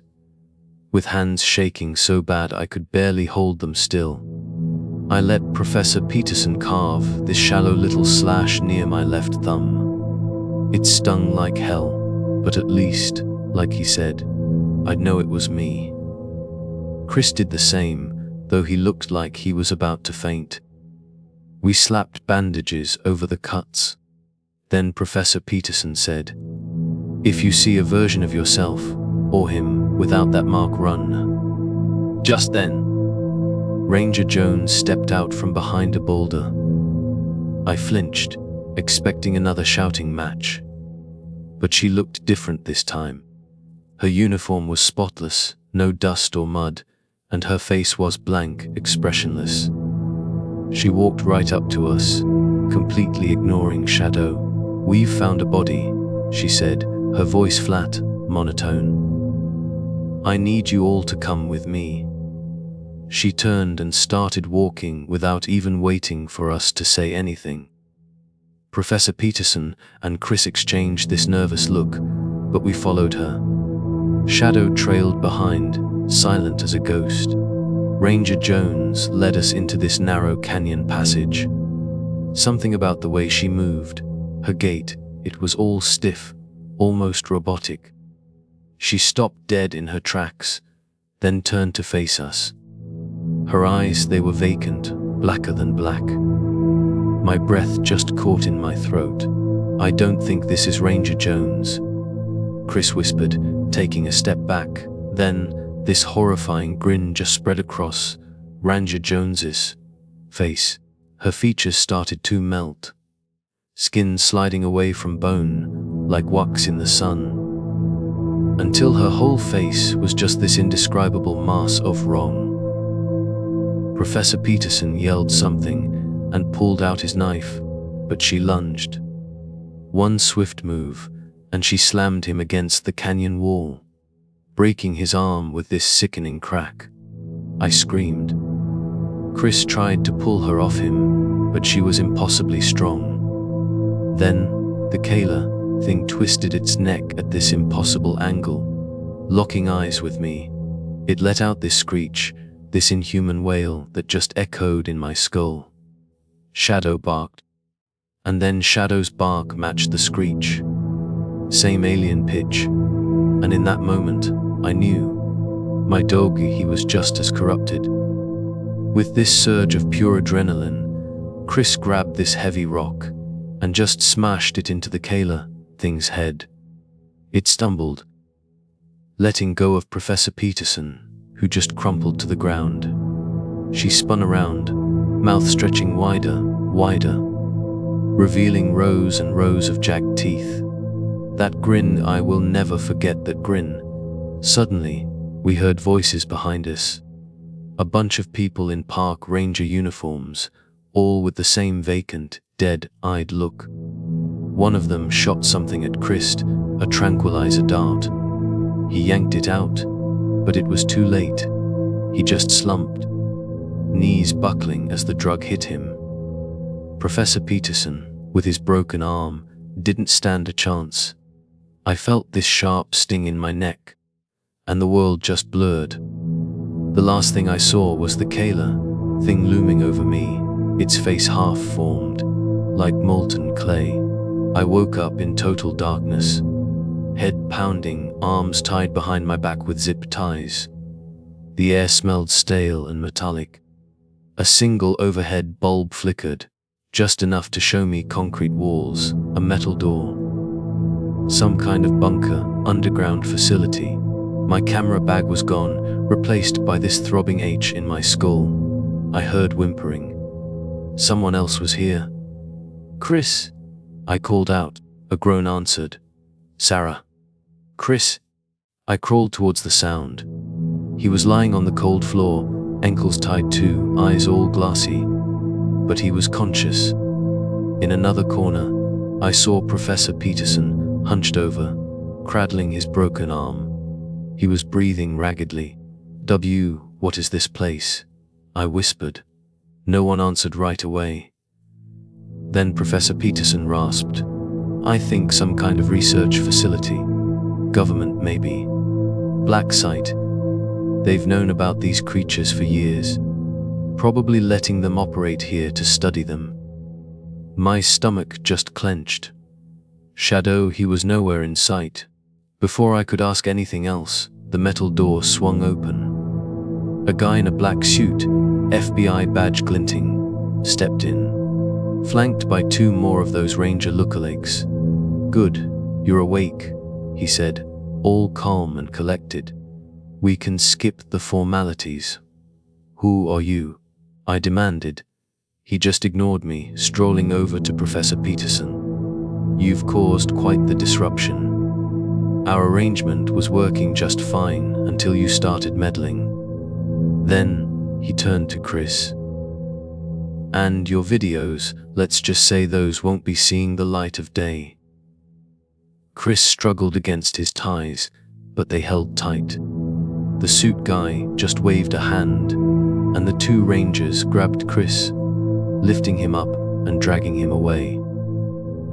Chris shot me this terrified look as they pulled him out of the room, the metal door slamming shut behind them. I heard his muffled screams echoing down the hallway. Every muscle in my body just seized up, knowing something awful was happening to him. The man turned back to me. "We have an agreement with certain entities. They get what they need, we observe, we learn. The public remains blissfully ignorant. But you three, you complicated things." I wanted to scream at him, demand answers. But fear just choked the words in my throat. My mind kept replaying Chris's face as he was dragged away. "Now," the man continued, "we'll see how cooperative you are." He snapped his fingers. One of the Rangers stepped forward, brandishing this small, shiny scalpel. "Wait! Wait!" I gasped. "I'll do anything, just don't hurt me." He just smirked. "That's what they all say." They grabbed Professor Peterson first. I tried not to watch, but I couldn't look away. As they pinned him down, the screams that followed, they weren't like anything I'd ever heard. It wasn't just physical pain. It was like something else was attacking him, on some deeper level. His eyes rolled back in his head, and his face started to shift. Just like Kyla's had, I realized, in absolute horror, that they were replacing him, right there in front of me. "No," I screamed, thrashing against my bindings. But it was no use. They kept going until Professor Peterson went completely still. When they stepped back, he turned his head towards me. His eyes were vacant. The man in the suit nodded, all approving. And Professor Peterson, or whatever was wearing his face, just stood up, arm no longer broken, and left the room without even a backward glance. The suited man turned to me. "You see, Miss Sarah, we've perfected the process. Now, let's get on with your final decision. Just then, a loud alarm just blared through the corridors. The man's eyes flickered to the door. One of the rangers rushed back in, talking fast, frantic. Sir, We have a breach in the southwestern corridor. The suited man cursed under his breath, gave me one last look, then hurried out. Lock this door, he barked at the ranger. No one gets in or out. The door clenched shut, and I heard the lock click into place. I was alone, except for the faint echoes of screams somewhere down the hallway. The alarm was still blaring, this frantic pulse in the air. I looked around, desperate. They'd left the overhead bulb on, and in its flickering light, I spotted something. A discarded shard of glass, from a broken test tube or beaker, rolling on the floor. Rolling onto my side, I inched towards it, contorting my wrists to get the glass in my hand. It took forever, painstaking minutes, my skin slick with sweat. But finally, I managed to saw through the zip ties. Then my feet, almost sobbing with relief, I finally stood up. My whole body was trembling with terror and adrenaline. I crept to the door, pressing my ear against the cold metal. Shouts echoed from outside, along with something else, a horrifying roar or screech. Maybe the creatures were turning on their so-called partners. It was risky as hell, but I had no choice. I turned the latch, and to my shock, the door just opened. The guard must have forgotten to lock it properly in all the chaos. I peered out into a concrete hallway, lit by flickering fluorescent lights. Sirens wailed, steam hissed from broken pipes. The whole place felt like it was about to fall apart. I ventured forward, passing empty cells. Some had battered doors, others were wide open, filled with horrifying instruments. The smell of antiseptic and blood just churned my stomach. Then I spotted a figure slumped in a corner, Chris. Unconscious or dead. I rushed to his side, heart pounding. Chris, I hissed, lightly slapping his cheeks. He stirred, eyelids fluttering. Relief just surged through me. Apart from bruises and cuts, he seemed intact. I hauled him up, draping one of his arms over my shoulder. "Where are we?" he muttered, eyes unfocused. "Underground facility, I think," I replied, voice shaking. "We have to get out now." The corridor led to a stairwell, blocked by this twisted metal gate. A pair of unconscious rangers lay crumpled nearby, throats slashed by something with seriously wicked claws. My stomach lurched, but we managed to squeeze past them. Upstairs, we found ourselves in this dimly lit office space. Maps of Palo Duro Canyon were pinned to the walls, red lines crisscrossing sections. The whole place was trashed, like something big had just torn through it. Blood spattered the floors and walls. A door at the far end of the room was ajar, letting in a sliver of daylight. I aimed for it, half carrying Chris, who was slowly coming back to his senses. That's when he stopped, dead in his tracks, eyes widening in pure terror. "Sarah," he said, voice trembling. "Behind you." I turned. Professor Peterson stood there. Or the thing wearing Professor Peterson's face. His eyes were completely black. He reached out a hand, but there was no recognition, nothing human in his gaze. I saw my chance. I just lunged forward, swinging this broken metal pipe I'd picked up off the floor. The creature hissed, tried to dodge, but I felt the pipe connect with a sickening crack. The thing staggered back, face twisting into this shapeless mass for an instant. "Go," I screamed at Chris. We bolted through the open door. A rush of sun and fresh air just washed over us. We were back in Palo Duro Canyon, near this section of rocky terrain that looked like it had collapsed. The hidden entrance to that bunker, it must have been disguised as part of the cliff face. We stumbled over fallen rocks, adrenaline just propelling us forward. As we made our way through the canyon, I heard that eerie whistling again, bouncing off the red rock walls. Chris whimpered, holding his injured side. We dashed around a bend and almost ran straight into Ranger Jones, or a version of her. Her eyes were vacant, the same black pits. She lunged at Chris, who raised an arm to block her. I swung the pipe again, connecting with her shoulder. The impact made her reel for a split second, but she recovered impossibly fast, knocking me backwards onto the hard ground. She pinned me, face inches from mine, features rippling like liquid. This ungodly stench of decay just filled my lungs. Then, in this distorted, mocking voice, it said, "If you liked this video, don't forget to leave a like and comment. See you in the next videos." Before she could tear me apart, Chris grabbed her from behind, and I rolled free, summoning every last bit of courage I had. I rammed the pipe straight through her torso. She shrieked, this piercing, unearthly sound that vibrated in my skull.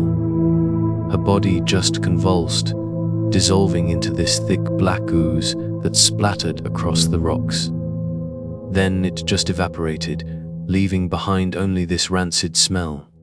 We kept moving, half expecting more creatures, more rangers with those blank eyes, but we just encountered silence.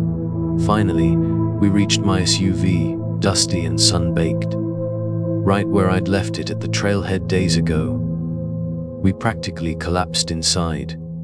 Chris turned the key. The engine cuffed, then roared to life. "Drive," whispered. I whisked drive, and he did, speeding out of the park with zero regard for speed limits. The canyon's looming cliffs shrinking in the rearview mirror. My heart didn't even start to calm down until we were miles and miles beyond the Palo Duro boundaries. We didn't go to the local cops. We knew they were probably compromised.